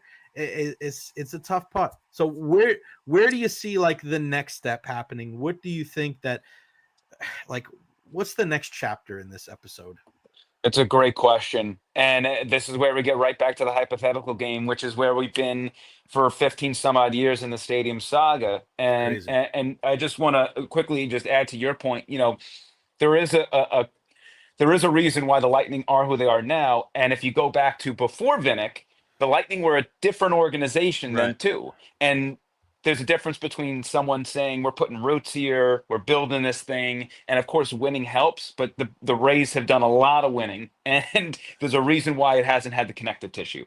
So the thing is, to me personally, I do not know how Stu is not going to sell. And let me explain why. Unless a city out there is going to give $1 billion for a stadium to Stu Sternberg, who, by the way, has proven time and time again he's not the most trustworthy actor. Like, I'm sorry, when you do the song and dances that you just did, they just pulled out of a stadium deal when they said they were going to be on for cost overruns. They did it the first chance they got. I don't understand why other city and county leaders would not be scared by giving $1 billion to that individual. And let me tell you, the deal that was made was about 600 some odd million dollars for the city and county officials to give to the Rays. And the Rays were going to be on the hook for $700 million in cost overruns. It was pretty close to 50-50. Wherever you stand on it is wherever you stand on it. But it was a pretty great deal for the Rays, considering they had the redevelopment rights and they were going to get all the revenue from the Trop or whatever it was going to be called, so on and so forth. Now you're telling me they're bleeding money. Their revenue projections are way off. They don't have the money to fund any of the cost overruns. So where are they moving? Where are they building? Who is giving them the money that's going to say, here's $1 billion, kick in 300 mil? I don't see it. To me, I think the plan is, the future is for the Rays that Stu's going to sell. He flirted with selling before the stadium deal. Rumors, at least. Rumors were he was flirting with sellers before this. They were trying to raise capital. I don't know how someone is not going to say, I'm not taking on your organization without you giving me the reins. And I also think that some of his previous talks, and this is my opinion, I also think some of his previous talks fell apart because he was going to keep the team in St. Pete, get that deal, and some significant buyers out there didn't want that. That wasn't the plan that they saw in their head for what they wanted to do. And it kind of fell apart. So to me, I think we go back to the ground level of Stu probably looking for a seller. I'm sure he'll try to do the look for equity thing, try to find someone out there thing, but he doesn't have any time. The Major League Baseball, Rob Manfred, already came out and said, we need an idea of where a permanent home will be by 2026, essentially. He's got about a year to workshop that. The clock is done, his clock is over. He pushed this sucker all the way until the final beat. And he thought he had a deal, and an act of God happened, financials changed, and he had to pivot. And now he's going to have to pivot real quick. And we'll see if a city is extremely desperate enough to get a team to where they'll present this Herculean offer. But at this point, Major League Baseball has not allowed him to search for other suitors. They still have remained steadfast in wanting to stay in the Tampa Bay area. So let's see if something materializes in Tampa, because I have a really hard time believing anything is going to happen in St. Pete. It looks like that path at this juncture, it looks like it's so dead in the water with how the Rays kind of set fire to that relationship. Incredible stuff. Make sure you follow him. I got Matt Grothe coming on here in a second. We'll talk some Buccaneers next time I have you on. Closky WTSP. Check him out on Twitter/X. All the great work at 10 Tampa Bay. Give my love to David and Aaron and the entire crew, brother. Enjoy your weekend. We'll talk soon. Thanks, buddy. Thank you. I'll see you soon. All right, pal. Wow. Evan Closky all over it. The job that him and Aaron Parsegian have been doing, especially on this. And of course, I love David Shealy and all our friends over there at 10 Tampa Bay. But the job that they've got back and forth during this entire thing of where the Tampa Bay Rays are going to play in 2025 and beyond, they have been all over it. And and you heard it there from Evan. He thinks Stu is going to sell. And and you heard this. If you listen to the interview with Chris Laval on Monday, you can go back and listen. It's on my YouTube page, youtube.com/@JRecher10. Just the interview in itself. He trusts Brian Auld. He trusts Matt Silverman. He trusts Ken Welch, but he does not trust Stu Sternberg. And that's part of the reason why people have been hesitant to join up with the Rays and really full-fledged be a member of Rays Nation. And you'll get people that are baseball fans and they'll turn a blind eye. They'll say, I don't care who the owner is and where they are. I'll support this team. But when you're coming from a place that is so transient, there's so many people that move here from other parts of the country. Those people don't want, right? It's all about convenience. I was just having this conversation with somebody before the show today, talking about people that move to Florida and the Rays Stadium issue. Listen, you move here because it's probably nicer than where you're from as far as the weather goes, as far as the people goes, right? The beaches are right here. There are people that make these decisions to be so far away from their family, me being one of them, because it's a convenience. I enjoy my life down here. I love it. I don't want the hustle and bustle all the time.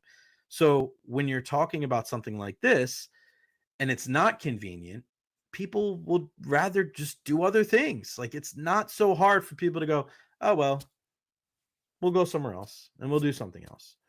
And I know my good buddy Tom Krasnicki on WDAE yesterday was saying that, like, Tampa Bay needs the Rays. I don't know if they do, right?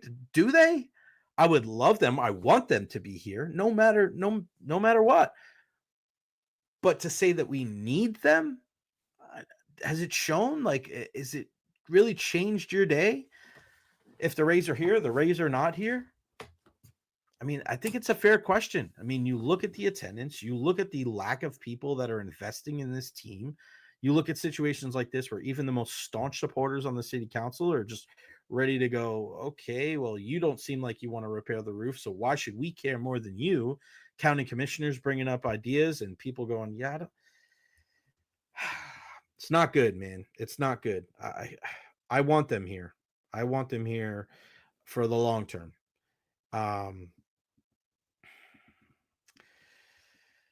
Just texted my guy Matt Grothe to get him on here. USF Football greats.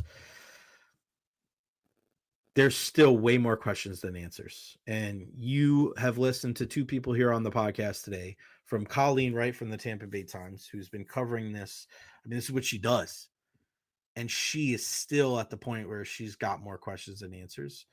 Our good pal Evan Closky and Aaron Parsegian and our friends at 10 Tampa Bay, they're all over this morning, afternoon, and night. And they still are wondering, like, why the hell is it turning out like this? Like, why do we have to be in a position where we don't know where the Tampa Bay Rays are going to play? But we'll put that behind us. We're going to look forward to some positivity, some great things. You want to talk about one of the greatest players to ever don the green and gold? We bring in former USF great Matt Grothe. Matt, what's going on, brother? How are you? What's going on, buddy? I was having a hard time getting logged on for some reason. You're good, man. You're here now. That's all that you're worth the wait, my man. First off, before we talk about the team, congratulations. One of the newest inductees to the USF Hall of Fame. Like, take us through getting that call that you were going to be inducted, and then that night being up there and inducted. You know, you're going down, man, in history. Yeah, it was crazy. Michael Kelly's assistant reached out to me a few months ago and said that MK wanted to have a conversation with me. So we I didn't know exactly what it was going to be about or whatever. And then the following Monday, we had like a Teams call at 2, and I thought maybe it was going to just have to do with something with, alumni stuff or whatever. And Right. he was like, I just want to be the first one to tell you that you're getting inducted to the Hall of Fame. And Wow. it was I'll never forget that day. That's for sure. It was a cool, really, really cool phone call. That's well deserved, man. I mean, you can't mention and even talk about the history of USF football without having you in there.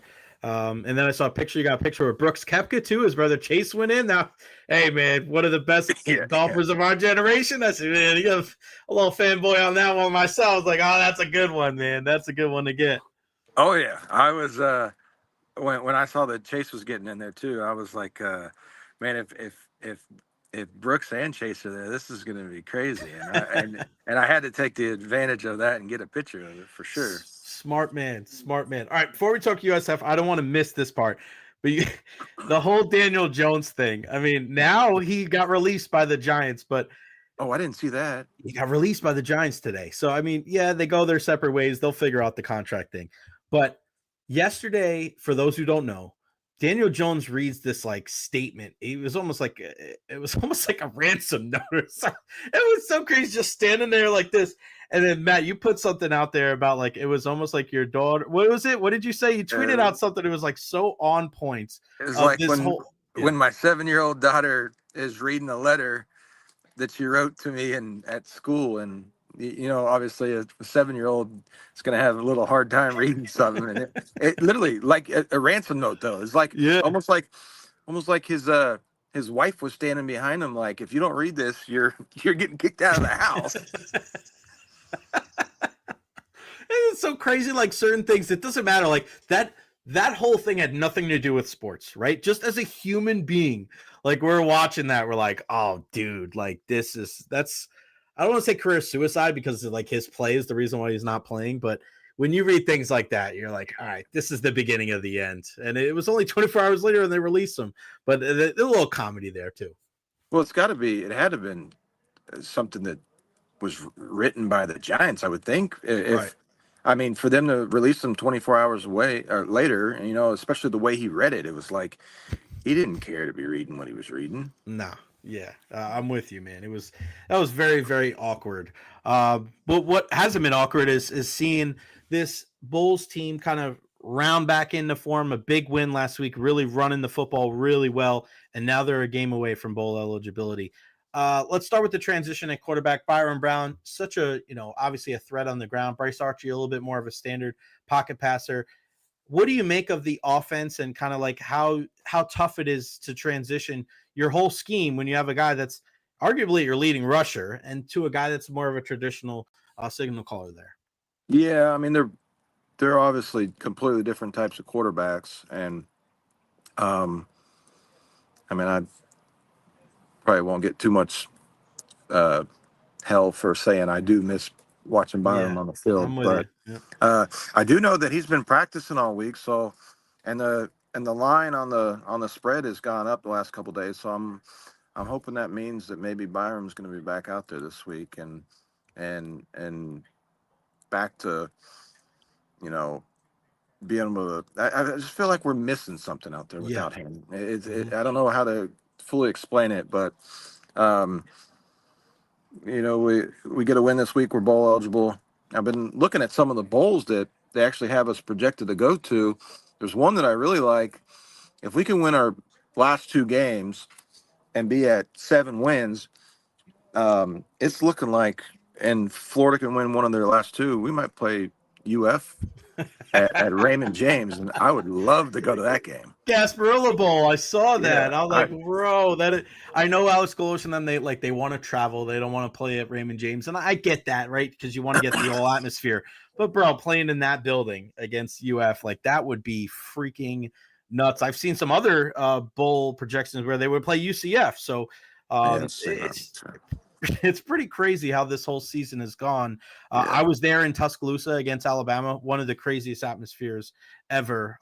Just so cool to see USF on that national stage going toe-to-toe with a blue blood of college football. What is your take, Matt, on the job from Alex Golesh, year 2? I mean, it was rough, man.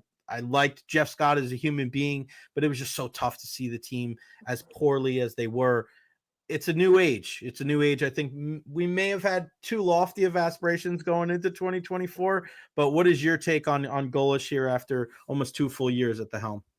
As a human being, he's a hell of a dude too. I actually got to talk with him the day before my induction. I sat there and he walked over to me in the middle of practice, and I thought it would be like a 2 or 3 minute conversation, and we sat there and chatted for 20, 30 minutes. Wow. Just about Byram, about football, about life, about a lot of things, the new stadium and everything. And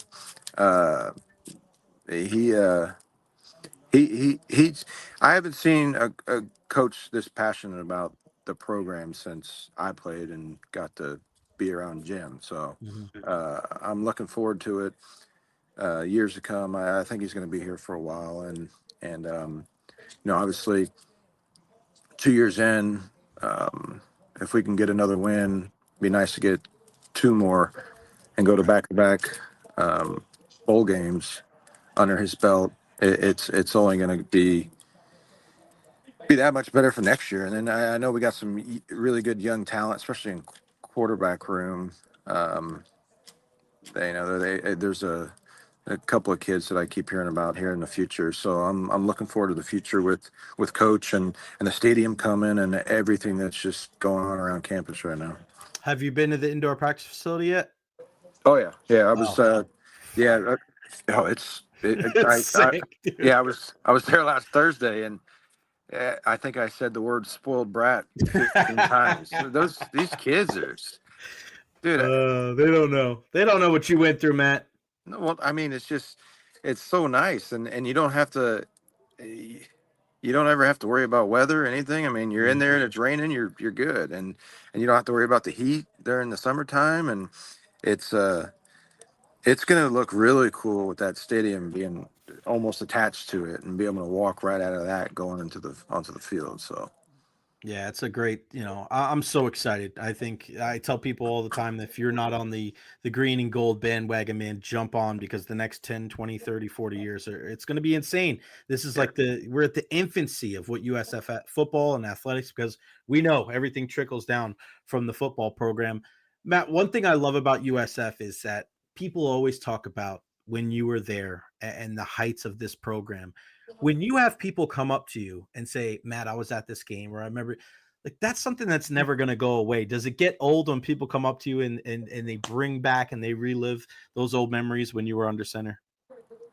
And no, I'm honestly the biggest thing. I'm surprised anybody even still recognizes me. Honestly, I don't have a hair like I had when I played, or a mohawk like I played. But no, it happens more than I think a lot of people expect.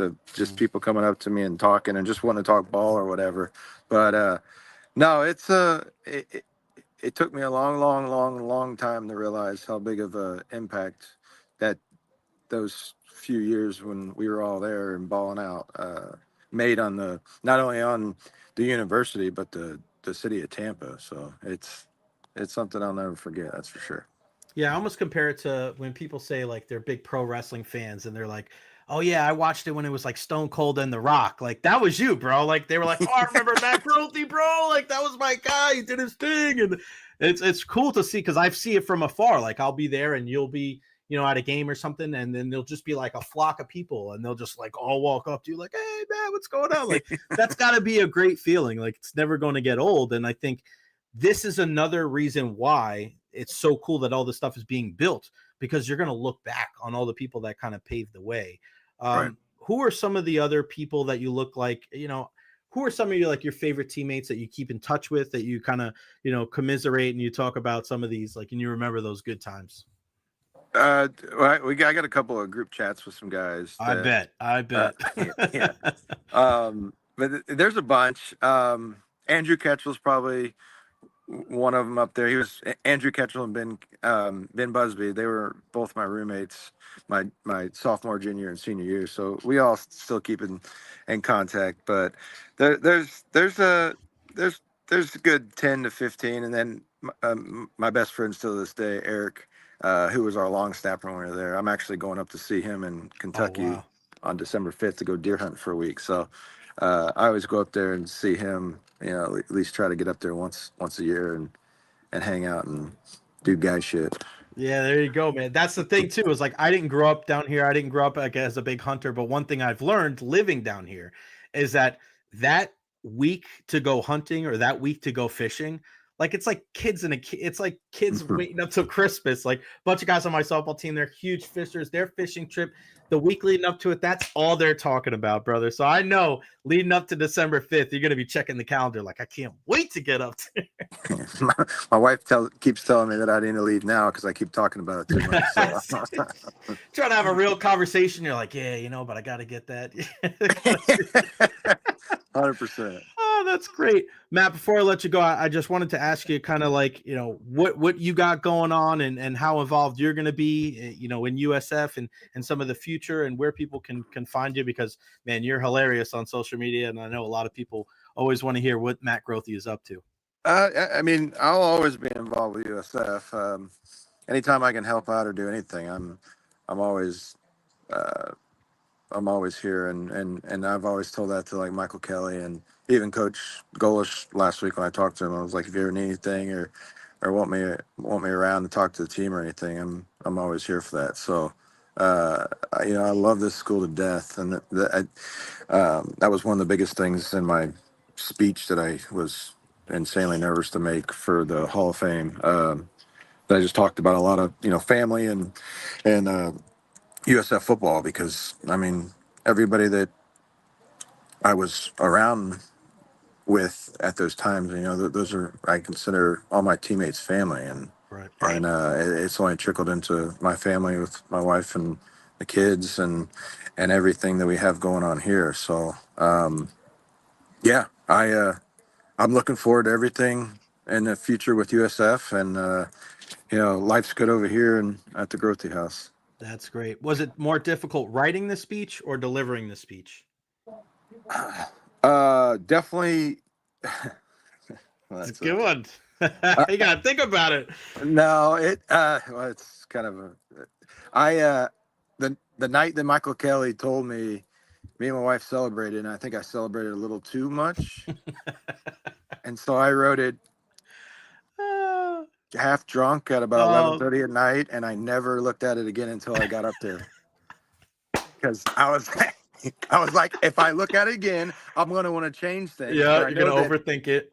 And I knew that everything that I wrote down came from the heart. So I was like, I'm just going to get up there and look at my notes and go off that. And that's what I did. So it was definitely more nerve-wracking doing the speech than writing it. Oh my God, that's such a great story, man. That's like one of the best speech stories that I think I've ever heard.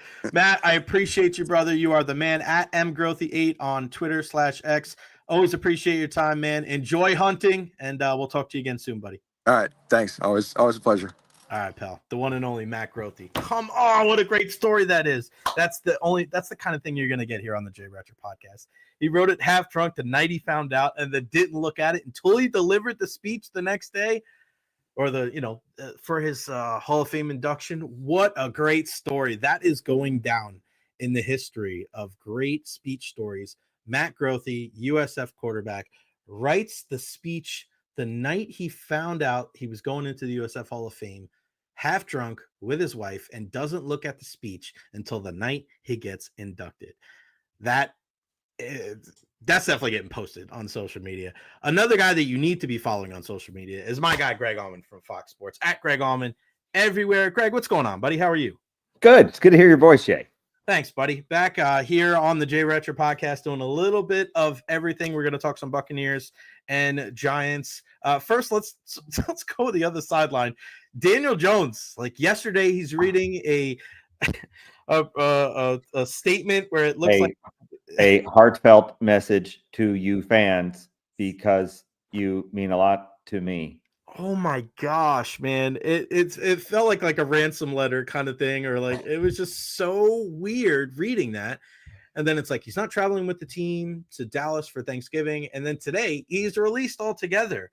Like the Giants growing, my dad, my uncle, my grandfather always said this, like the Giants were always an organization you could be proud to be a fan of.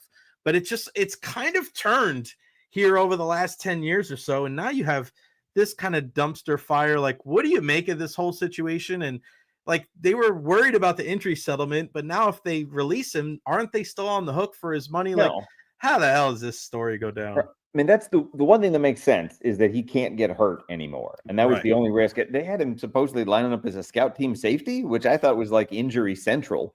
But yeah, the nice thing is Baker doing that. I was just talking about this with Trevor Sikkema before. I think Baker was doing something similar to that in Carolina. he did he lined up as a D line. I'm not sure how active he was. You tell Baker to line up, he's going to line up. He doesn't worry about where. Swim move. But I do think it's one of those where, not to compare it to a divorce, but it's awkward to have somebody still living at the house if they're not going to be part of the future. So I do think there was a value in making a clean break. They were going to pay him for the rest of the season. There's not really a financial change. You do gain a roster spot, whatever you're doing as the Giants with the 53rd spot on your roster. Once they had made the decision they were done with him and not the backup, behind Tim Boyle, he's the number 4. Just move on. So it's messy, but again, like the chaos in me wants the Cowboys to sign him on Monday and play him Thursday on Thanksgiving against the Giants. He could go somewhere. This is a lot like Baker Mayfield 2 years ago, where you have a guy who used to be a starter. All he wants to do is play somewhere. So now he has a chance to pick. I mean, go to Vegas. I mean, Vegas hasn't necessarily been happy with their quarterbacks. I'm not saying he's going to go out and win 4 games and Flacco a team to the playoffs, but it'll be fun to see what he can do. That's so funny because I was asking, where's what's the next step for Daniel Jones? And you and Trevor said the same exact thing. Like, how great would it be for him to go to Dallas? I mean, Cooper Rush, let's get Daniel Jones in there here running some RPOs on Thanksgiving against that Giants team. That's a Jerry move, Greg. It's a Jerry Jones move. But you look at the guy that's Tommy DeVito now, Tommy Cutlets, and I thought it was very unique to hear Sterling Shepard talk about him because he played with him, and that's a very unique perspective. And I remember because I was up in New York for the holidays during that whole time, and he beat the Green Bay Packers. Like that was not a fluke. Like that was a solid victory. He's tougher when he gets outside the pocket and he can use his legs a little bit, but he is what he is, right? And if a team can figure it out, when there's more tape on him, you're going to figure it out. But do the Bucs have to kind of be weary here, Greg, a little bit of having that first game where a guy just splashes onto the scene, and the Buccaneers would be the unfortunate recipient of a Tommy Cutlets game? I think he has to be a little bit careful, just because, again, I mean, he'll ignite that crowd. If he comes out and throws a 55-yard touchdown on the first drive, the crowd is probably in play in a way it hasn't been there in a little while. But I mean, he's only had 1 game out of 6 starts where he's even thrown for 200 yards. Malik Neighbors showed up with a groin injury today. He might not have him. My favorite number on Tommy DeVito is he's been sacked on 17% of his dropbacks, which is just a crazy amount, 1 in 6.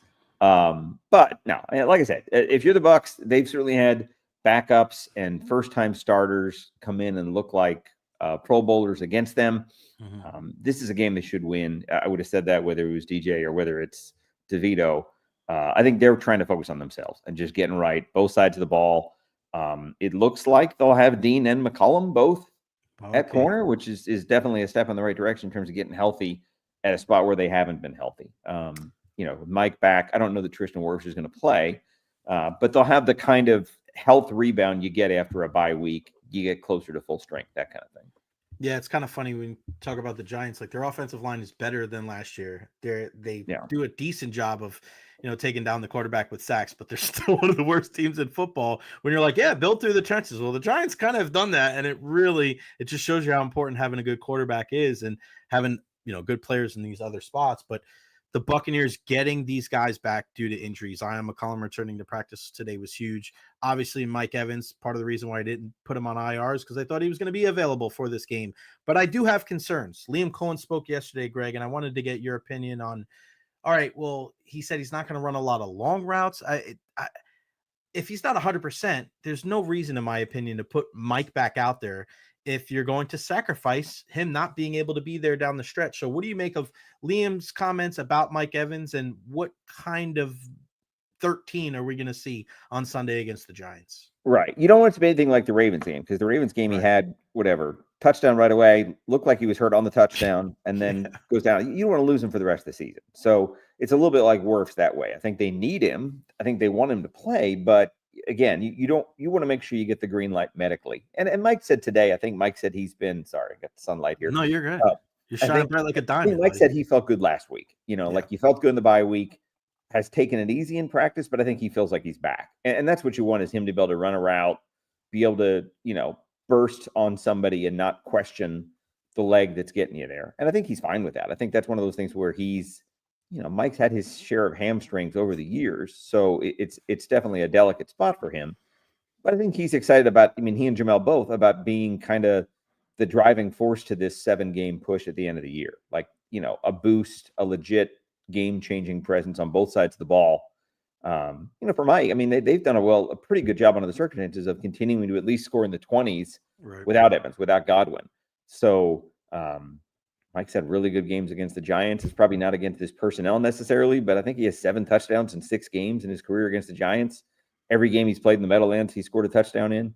So I think he'll be happy to be back, just as let's reset, let's get some things back to normal for this team, and being able to throw to Mike Evans as kind of what you do best on offense has been a part of that for a long time. Yeah, it's funny when people are like, oh, Mike was, you could see him kind of limping around. Mike and Jameis were the same ways. They always, regardless if they're 100% healthy, they're always walking with a little bit of a hitch in their giddy up. So it's kind of tough to tell. Easy from the outside, like, oh, yeah, I knew he was hurt, but you know that, Greg. When he walks out to practice, sometimes he's like doing these weird. Oh, yeah. Winston last night, to watch Winston. Winston, every time he went down, got up and looked 55 years old when he got up. Just. But he's been like that since he got drafted, right? Like his first year, I remember he fell one time in training camp. He got up and he's going like this, and everybody's like, oh my God. And 10 weeks later, he's same thing. He's just finally walking like he's like an old man out there. It's pretty wild. That game last night, still, that's football at its best in the snow. Jameis not knowing what the hell he's going to do, throwing snowballs at people at the end. Jameis is one of the most unique characters I think we're ever going to see when it comes to football.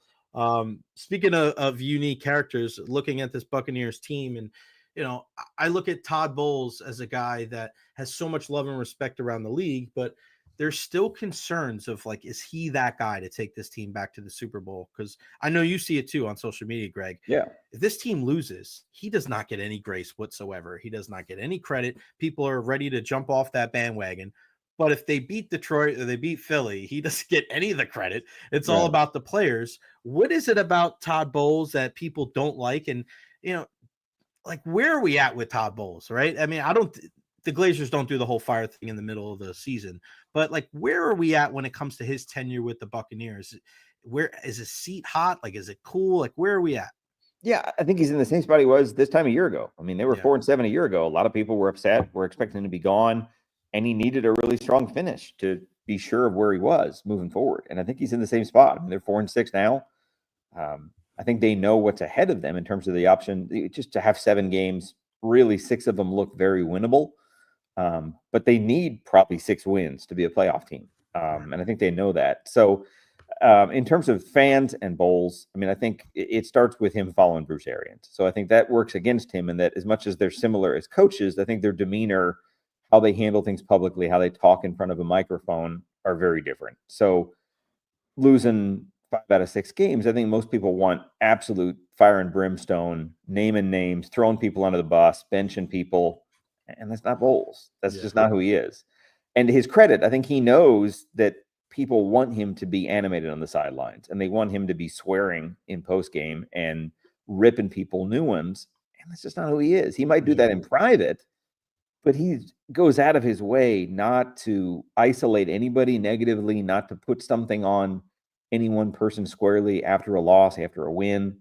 And I think people want heads to roll. And because he won't put somebody else under the chopping block, I think it falls on him. Their defense hasn't been good. So I think the fact that you hear Bowles being a defensive guru or a defensive mastermind. When your defense is giving up 30 points a game, no matter how many injuries you have, people are going to throw that back at him and say, oh, wow, big game from the defensive mastermind today. But again, I think the players in this locker room have not stopped caring for him and wanting to play for him. Again, it's a weird thing to get good at, but this team has kind of gotten good at this weird midseason swoon. Yeah. And then they flip a switch, and Super Bowl year, they come out of a bye and they win a bunch in a row. I don't think this is a Super Bowl team, but I think they do have a schedule that's had them play really tough teams for the last 6 weeks and now play really not tough teams for the remaining 7. And if all they do is get healthy and take advantage of that schedule, they're going to be right back in the thick of things and be somewhere around 7-7 or 8-6 with a week or two to go. And especially if the Falcons stumble, they'll have something to play for in late December and in January. I want to ask you about the running back situation. It seems to be one of the topics that we've spoke about all year long. The Bucky Irving, Sean Tucker, you can say, oh, I want to get Sean Tucker more involved. I don't think Rachaad White's playing that bad where it's like, you got to get rid of him, right? I mean, he's the guy that was the recipient of that incredible play by Baker Mayfield against the San Francisco 49ers. He can catch the ball out of the backfield. He does a good job of picking up the blitz. So I know people love Bucky, right? But I don't think Rachaad has been that poor where it's like, you got to get rid of this guy. I think one of the biggest problems is that Bucky, being the new guy, should probably maybe be running earlier on, and Rashaad's strengths are of a third down back, of pass pro and catching in the backfield, maybe playing at the end of games. I think it's more of what their strengths are compared to their roles rather than one guy being that much better than the other. Do you agree with that sentiment? Yeah. And how do you think the breakdown is going to be on Sunday? Right. No, and it's tricky because, I mean, Rachaad White's probably a top 5 pass catching back in the NFL right now. Right. I mean, Baker trusts him immensely. They've been down a lot, and when they're down, he likes throwing to Rachaad White. I forget how many, maybe 5 receiving touchdowns he has. He's done really well with that. But he's also not a good traditional between the tackles runner, and they try to make him that.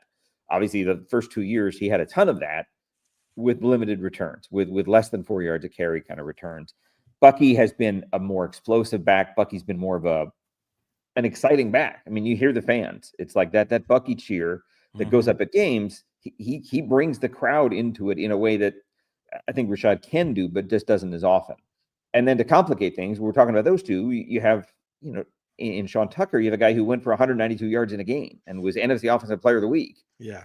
And has barely been on the field since then. I think he has 13 touches in 4 games since.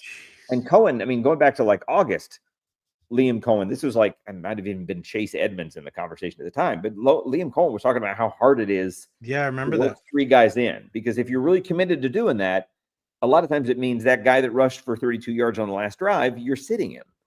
And you want to be able to ride the hot hand, but you also want to get all 3 involved. So I think the main thing that annoys people is seeing Tucker do as much as he did and then have games with 6 offensive snaps, games with no touches where he wasn't even an option. And again, it's a delicate thing because if anybody gets about 2 more carries and they both go for no yards, now you play that guy too much. And you don't know that. One of those carries could be a 15-yard first down run. So again, I think what they're going to try and do Sunday, I think Rachaad is still the first guy out there. I think you'll see Bucky on the first drive. I mean, if they move the chains, they're going to rotate in a fresh back. I do think you'll see more of this pony package, the 2-back look that they like.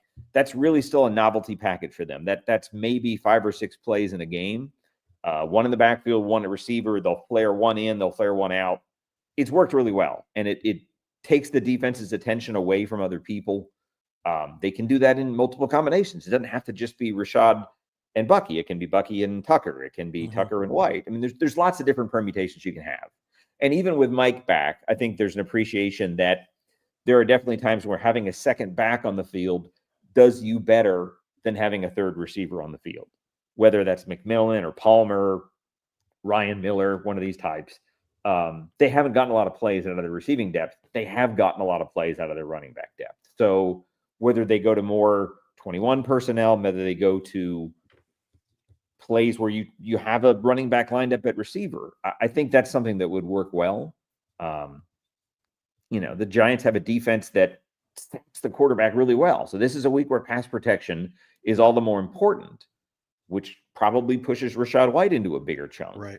But again, I think in terms of just getting all three involved, making sure at the end of the day, you've got specific plays drawn up for all three of them. Maybe you go ahead and just say, hey, first drive of the second half, we're going to give Sean Tucker that drive, and that going in, and whether you've rushed for 14 yards in the first half or 84, you're going to get him going, and he's going to be fresh legs, and he might give you something, a spark that you wouldn't have if you had somebody else that they've already seen and they already kind of know how to read on coming out of the backfield.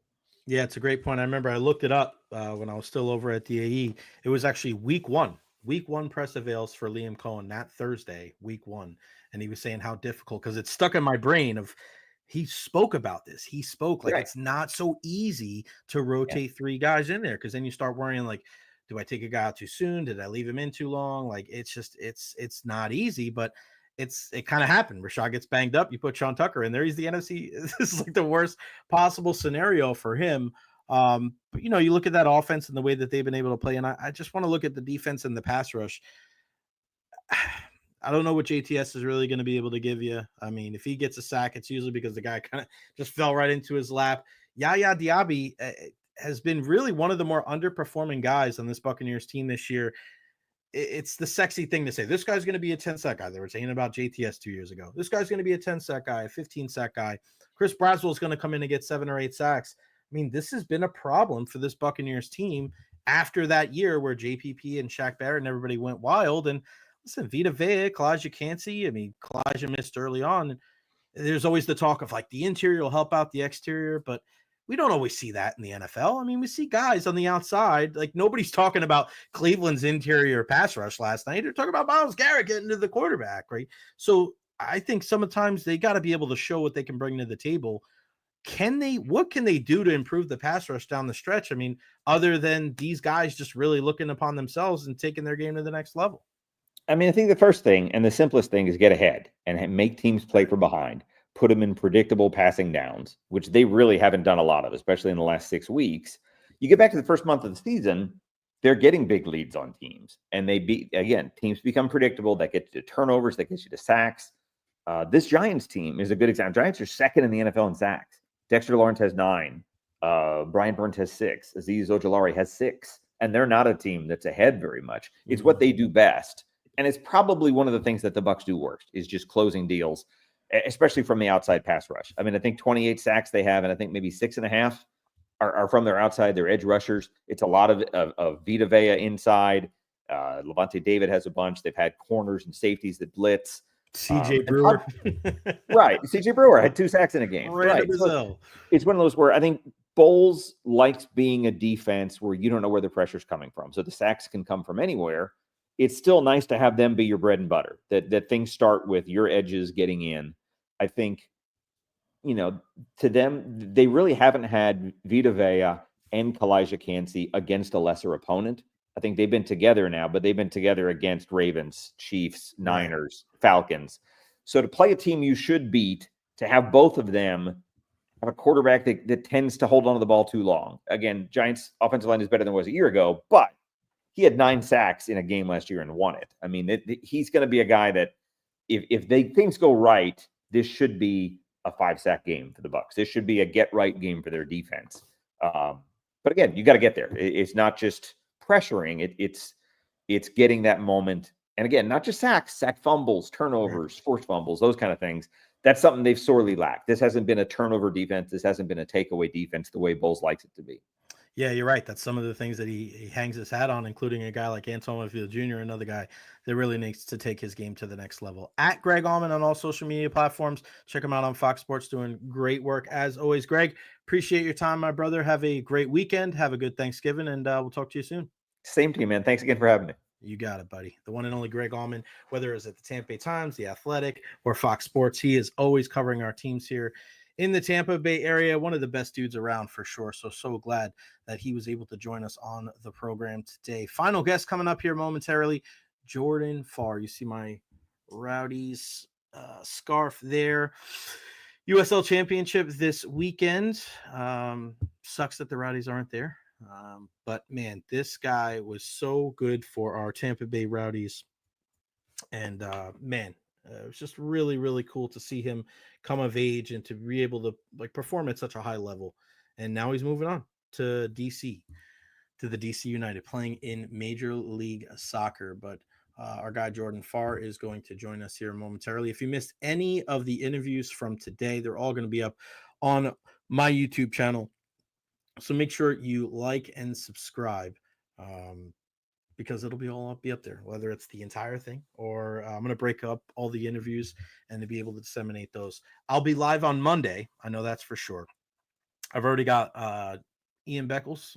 Well, I don't know if I locked him in, but if he's watching, you're locked in now, Beck. I know Martin Gramatica is going to join us as well. So Eric Erlinson to talk some Lightning hockey. Shout out to our guy Dolan. This Dolan. What up, Jay? Shout out to my friends at Bucs Reports. Always great to hear from you as well. Justin Pegg. I truly feel Stu and MLB wants in Tampa, the St. Pete area redevelopment money. If they don't get back out, they get that. With that locked in, I feel Tampa's back to play. Just a thought. Yeah, I hope so, Justin. I mean, I always thought that it would be a better play on this side of the bridge, but it's about the money.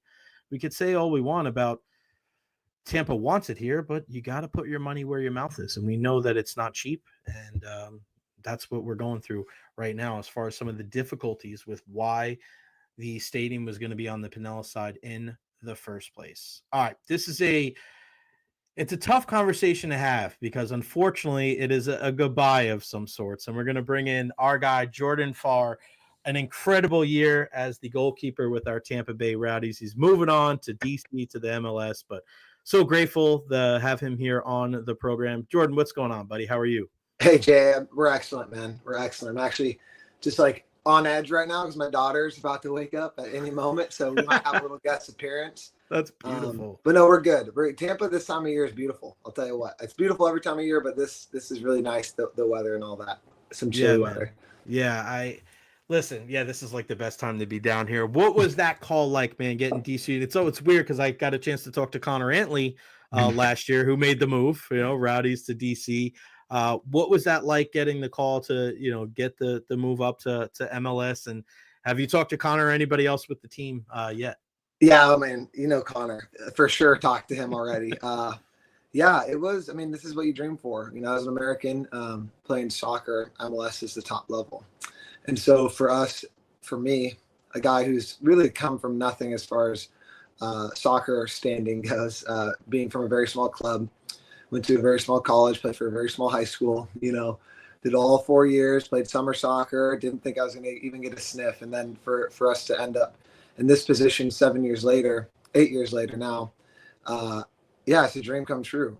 As one that as a pro, you prepare yourself for, and you always expect to compete at that level. You want to prepare yourself and think that you compete at that level, but to kind of have this culmination of things come to an MLS contract and now 2 years in the league, it's going to be something special. And it just makes you thankful, but also really hungry to prove yourself and to strive for even more. Yeah, a kid from the Pacific Northwest, and then you come right. I mean, it's so crazy that now you're going to be in the nation's capital, playing for DCUnited, and I think that's one of the original teams in the MLS. Just so cool to be able to see that news, and it's so you want to talk about the prototypical bittersweet like thing to see. You're like so happy for you, but then you're like, oh crap, man! Like that means like, what is it about like the Rowdies goalkeepers, man? Like they do really well, and then it's just like. I feel like it's a great spotlight. And of course, probably none bigger than our guy, Jeff Attinella, who ended up moving on and having a damn good career in the MLS. But it seems like it's a good thing to be a Rowdies keeper, isn't it? No, I can speak a lot to it. And being on the inside now, it makes a lot of sense. One, I'd say the first and most important reason keepers from the Rowdies get picked up to the higher level is because of the Rowdies name. I'd be remiss not to say like you'd be foolish to think that it was like your own doing as a goalkeeper for the Rowdies, because it truly is like wearing the badge holds a lot of weight in American soccer. It's 1975, and so it's one of the oldest clubs, if not the oldest clubs, still being a professional soccer team in a renowned league. So playing for a club like that kind of solidifies and legitimizes like career points. And man, the list goes on as far as keepers who've made the jump. And I think in American soccer, keepers are team. There she is. Hey. Keepers are like already players that I think in American sports are as a position that we excel at. Athleticism, right. Being able to play multiple sports. For me, I played baseball, basketball, tennis, soccer, track. And so I think the Rowdies, being as big of an organization as they are with the history, and then two, you got to understand how the organization runs with Stuart Dobson at the helm for the goalkeeper position for quite some time. He's pushed on 4+, 5+ keepers to the next level, and you got to look into him, how he nurtures and how he gives us confidence and how he trains us to produce not only the best but even more than we thought we had. It's a testament to the kind of the reputation we've built here at the Rowdies, and I'm just honored to be a part of this history. It was not in my forecast to move on so quickly. I wanted to be at the Rowdies for a very long time, and yeah, I got to owe it to Dabo and the club. That's it. Because other than that, I'm just a kid from the Pacific Northwest who gets a few chances here and there. One thing I loved about your team this year, and you saw it with so many, the social media crew did such a great job. They did. But you just see how well you guys get along. And, you know, you see in certain teams and certain sports, like a guy gets injured and he's not around the team. And then like Forrest has been hurt like the entire year, but he's still there, still all the time. Leo banged up. He's still around. Like you guys really did get along, and, you know, you win a playoff game. We'll get to that in a second, but there was such a nice camaraderie with this team this year. Yeah. Very unique. It's one that it's like I said, it's just a very unique group. And you see Forrest and you see Leo, you see Lewis and Aaron and all these guys who've been with the club for a long time, who have set the standard and kind of push on like this important pressure that you need to have when you're wearing the badge. And you get a group, when those guys are leading you, it's they push the culture, they push the family atmosphere onto you, and it's easy for guys coming in to kind of just soak it in.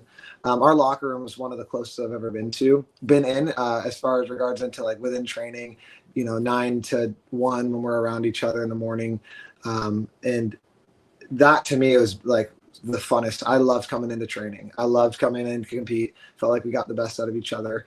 I think if I had there, obviously it didn't go right on the field every single time. And that was my biggest kind of like question mark on like what went wrong with the season in terms of getting consistent results, because I don't think anything went wrong with the season as a whole. I think we actually played a really cool brand of soccer, even though a lot of people on the outside don't think there was much of a form or function to it. Coach Robbie had us in very detailed meetings. Exactly, we had a playing style. We knew what we were doing stepping into every game, but it didn't translate all the way. And I think that's the nature of this one season at a time league, where you get guys for one season and they're on to the next thing. Coach Robbie's building something really special here. 1 second, I'm gonna go get it. Go ahead. It's gonna be right here. Go ahead, that's fine. Okay. Go ahead. Yeah, man, we're impromptu here on the Recher podcast. Our guy Jordan Farr joining us.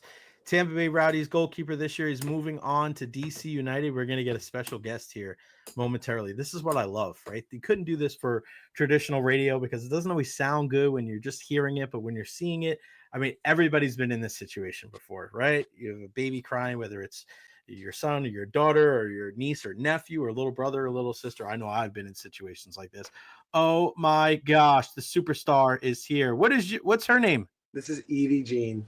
Evie Jean. Oh, she's camera shy. And this is the sweetest time of the day after her nap in the middle of the day. It's like a 15-minute cuddle session that she just is still kind of waking up. And so it's like the best part of the day for me as a dad. Honestly. How old is she?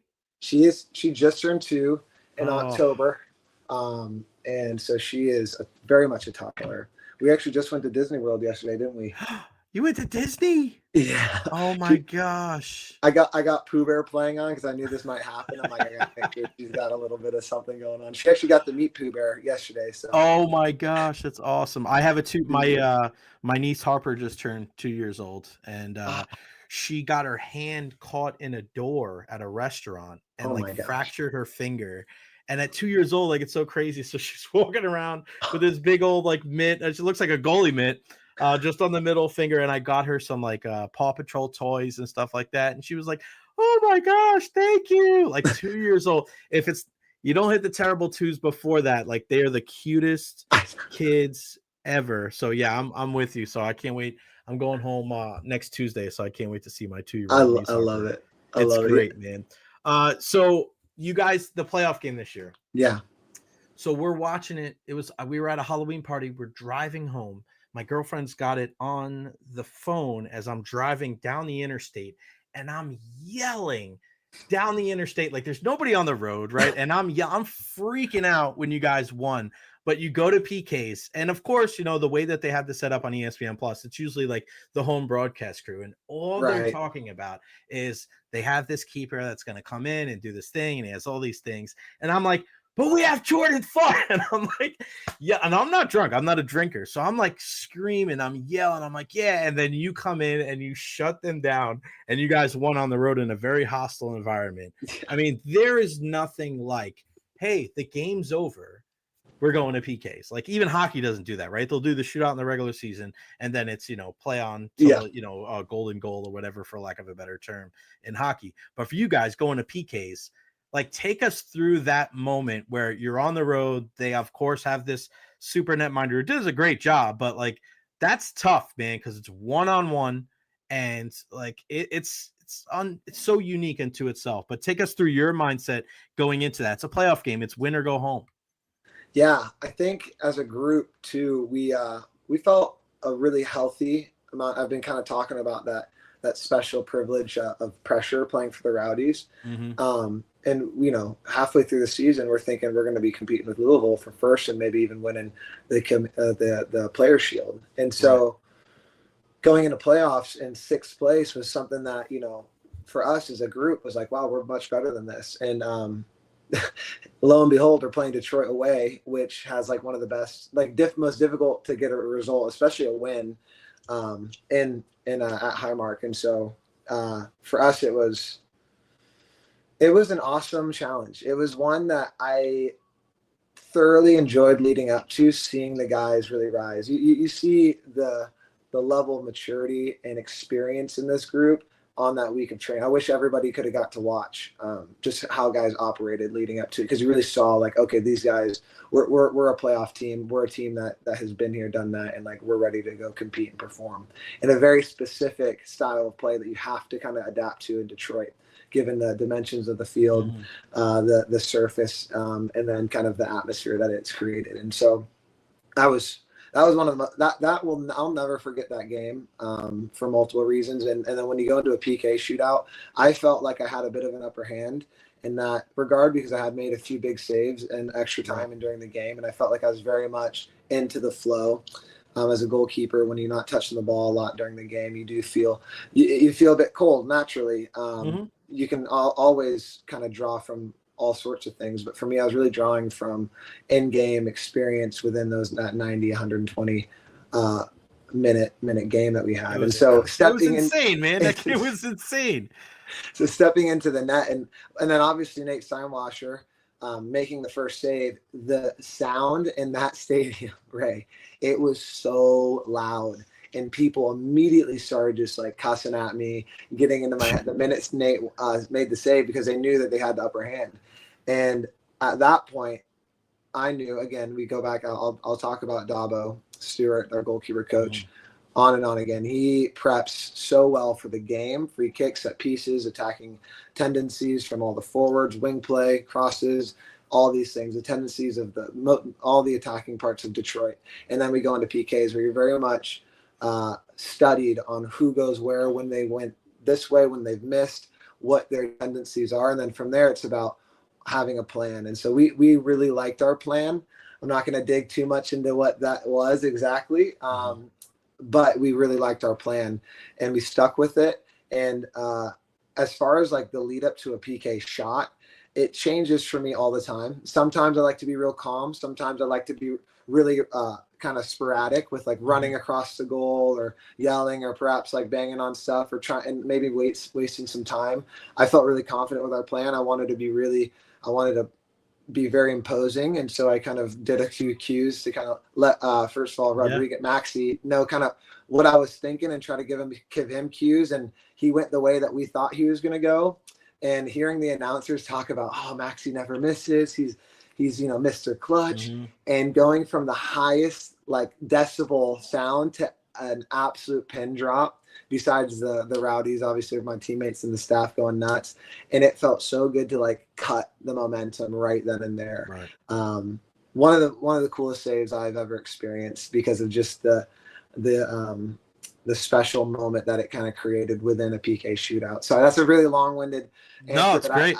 It's so fresh, and like it's something that is so special that really goalkeepers only get to experience, and that's something we like to hold near and dear. When you don't have as many kicks, and this was something that the broadcast crew, and I thought it was very unique because in certain competitions, whether it's international competitions, right, there's like tape or like, guys are going to go, either down the middle or what side he's going to go. Do you guys, and without going too deep into it, is there enough examples of PKs for you guys? Because you obviously don't go to PKs in the regular season. Is there enough examples from players that there's stuff out on them? Do you know that their tendencies, or is it more about kind of the gamesmanship that you were talking about? No. So some players have tons and tons of PKs they've taken, and others have one, or zero. Morris, I believe, was the one I saved down the middle. He had one other PK and he went down the middle. Yeah. And so that's hence why we stayed. And kind of, again, there's a lot of cues that as a keeper you can read into kind of how they place the ball, how they played during the game is something that I like to look into. I actually told Leo that leading up to the Charleston game, and he's like, what? He like laughed at me, and I'm like, I'm serious. I look at, are they confident? How much have they ran? Are they tired? Were they cramping during the game? When they shoot, kind of how are they shooting and when are they shooting? Top of the box, close in, cutbacks, are they opening their foot? There's a lot of little details that go into it. And then it ultimately just goes subconscious feelings. You have all those thoughts, but it really is like, use it. What's the moment telling you? Try to because you don't have a whole lot of time to discern all those different details in the moment. And you just gotta kind of go, like I said, with our plan.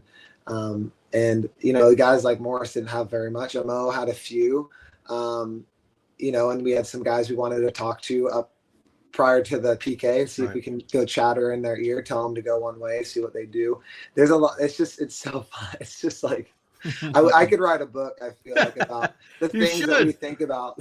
Yeah, you should, man. That'd be great. No. I mean, it's tough. And people say like, oh yeah, it's a 50-50. It's a coin flip. I'm like, it's not a coin flip. There's a lot that goes into it. So for people that are saying like, oh, it's just a coin flip, it doesn't matter, you just guess either way. Like every time you hear that from another, because I remember Tim Howard talking about it, famed U.S. goalkeeper, he was saying it is definitely not a coin flip. There's a lot that goes into it, and kind of like what you said. But yeah, if writing a book on that, man, one day, I think that would be a bestseller for sure. Before I let you go, and I appreciate your time, man, just a message that you have for Ralph's mob and the entire Tampa Bay area and Rowdies fans that are so appreciative of your time here. Wow, yeah, it's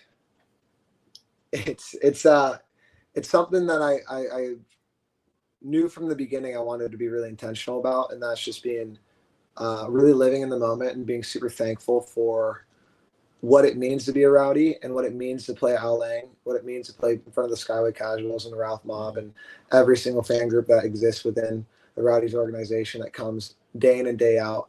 The boys and girls that come from the clubs around the community, the old heads that have been supporting since '75, and all the new, Floridians that are moving here trying to look for something fun to do in St. Pete.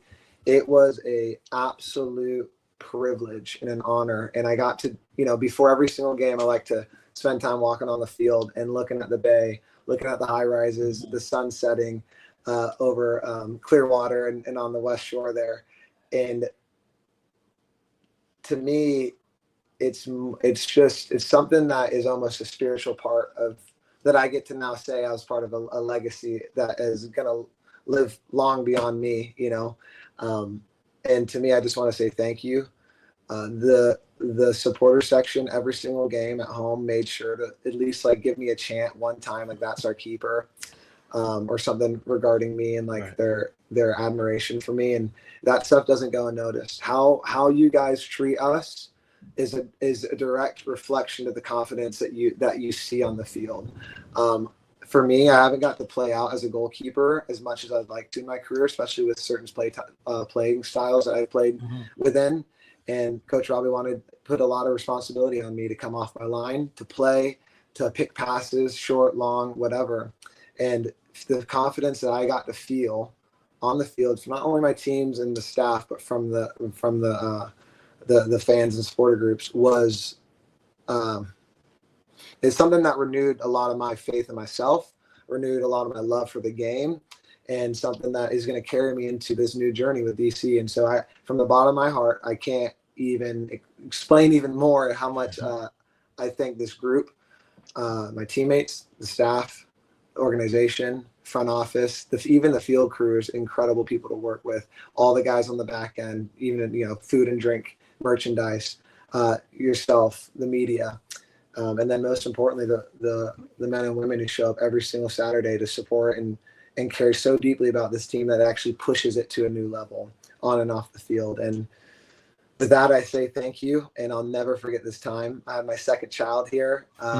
We got to experience so many lifelong memories as a family, and I could go on and on, but I'm just going to stop at that. Thank you so much for having me on. The scarf right here, brother. Rowdies are always a huge part of the show here. And listen, it's been a joy to watch you play. I love those long balls where you just blast them and let Cal run for him. I mean, that's just, I'll miss that. Unbelievable, man. But Jordan, you have DCUnited fans here. Give Connor Antley our love. We miss him. And we love you, brother, and we wish you the best of luck. And you always have a home here in Tampa Bay, and you have the greatest behaving 2-year-old that we've ever met here on the program. So I appreciate you, brother. Best of luck. Keep in touch, and we'll talk to you again soon. Thank you so much, Jay. Thanks for having me. All right, pal. Good stuff there. Jordan Farr, man. What an awesome guy. And it's pretty crazy that we were actually going to try to have Jordan on our show before we got let go at DAE. And Gabby, the incredible representative from the Tampa Bay Rowdies, she was like, hey, can we get Jordan on the show this week? And I was like, well, we kind of got let go today. So it was great that we were able to have Jordan here on the Recher podcast. And yeah, I mean, it's guys like that. It's guys like that why I do this. It's guys like that why I love what I do. People that just aren't athletes, right? They're real people. They're dads, they're husbands, they're just good dudes all the way around. And that's a guy that he wasn't here very long, but he ingratiated himself into our community.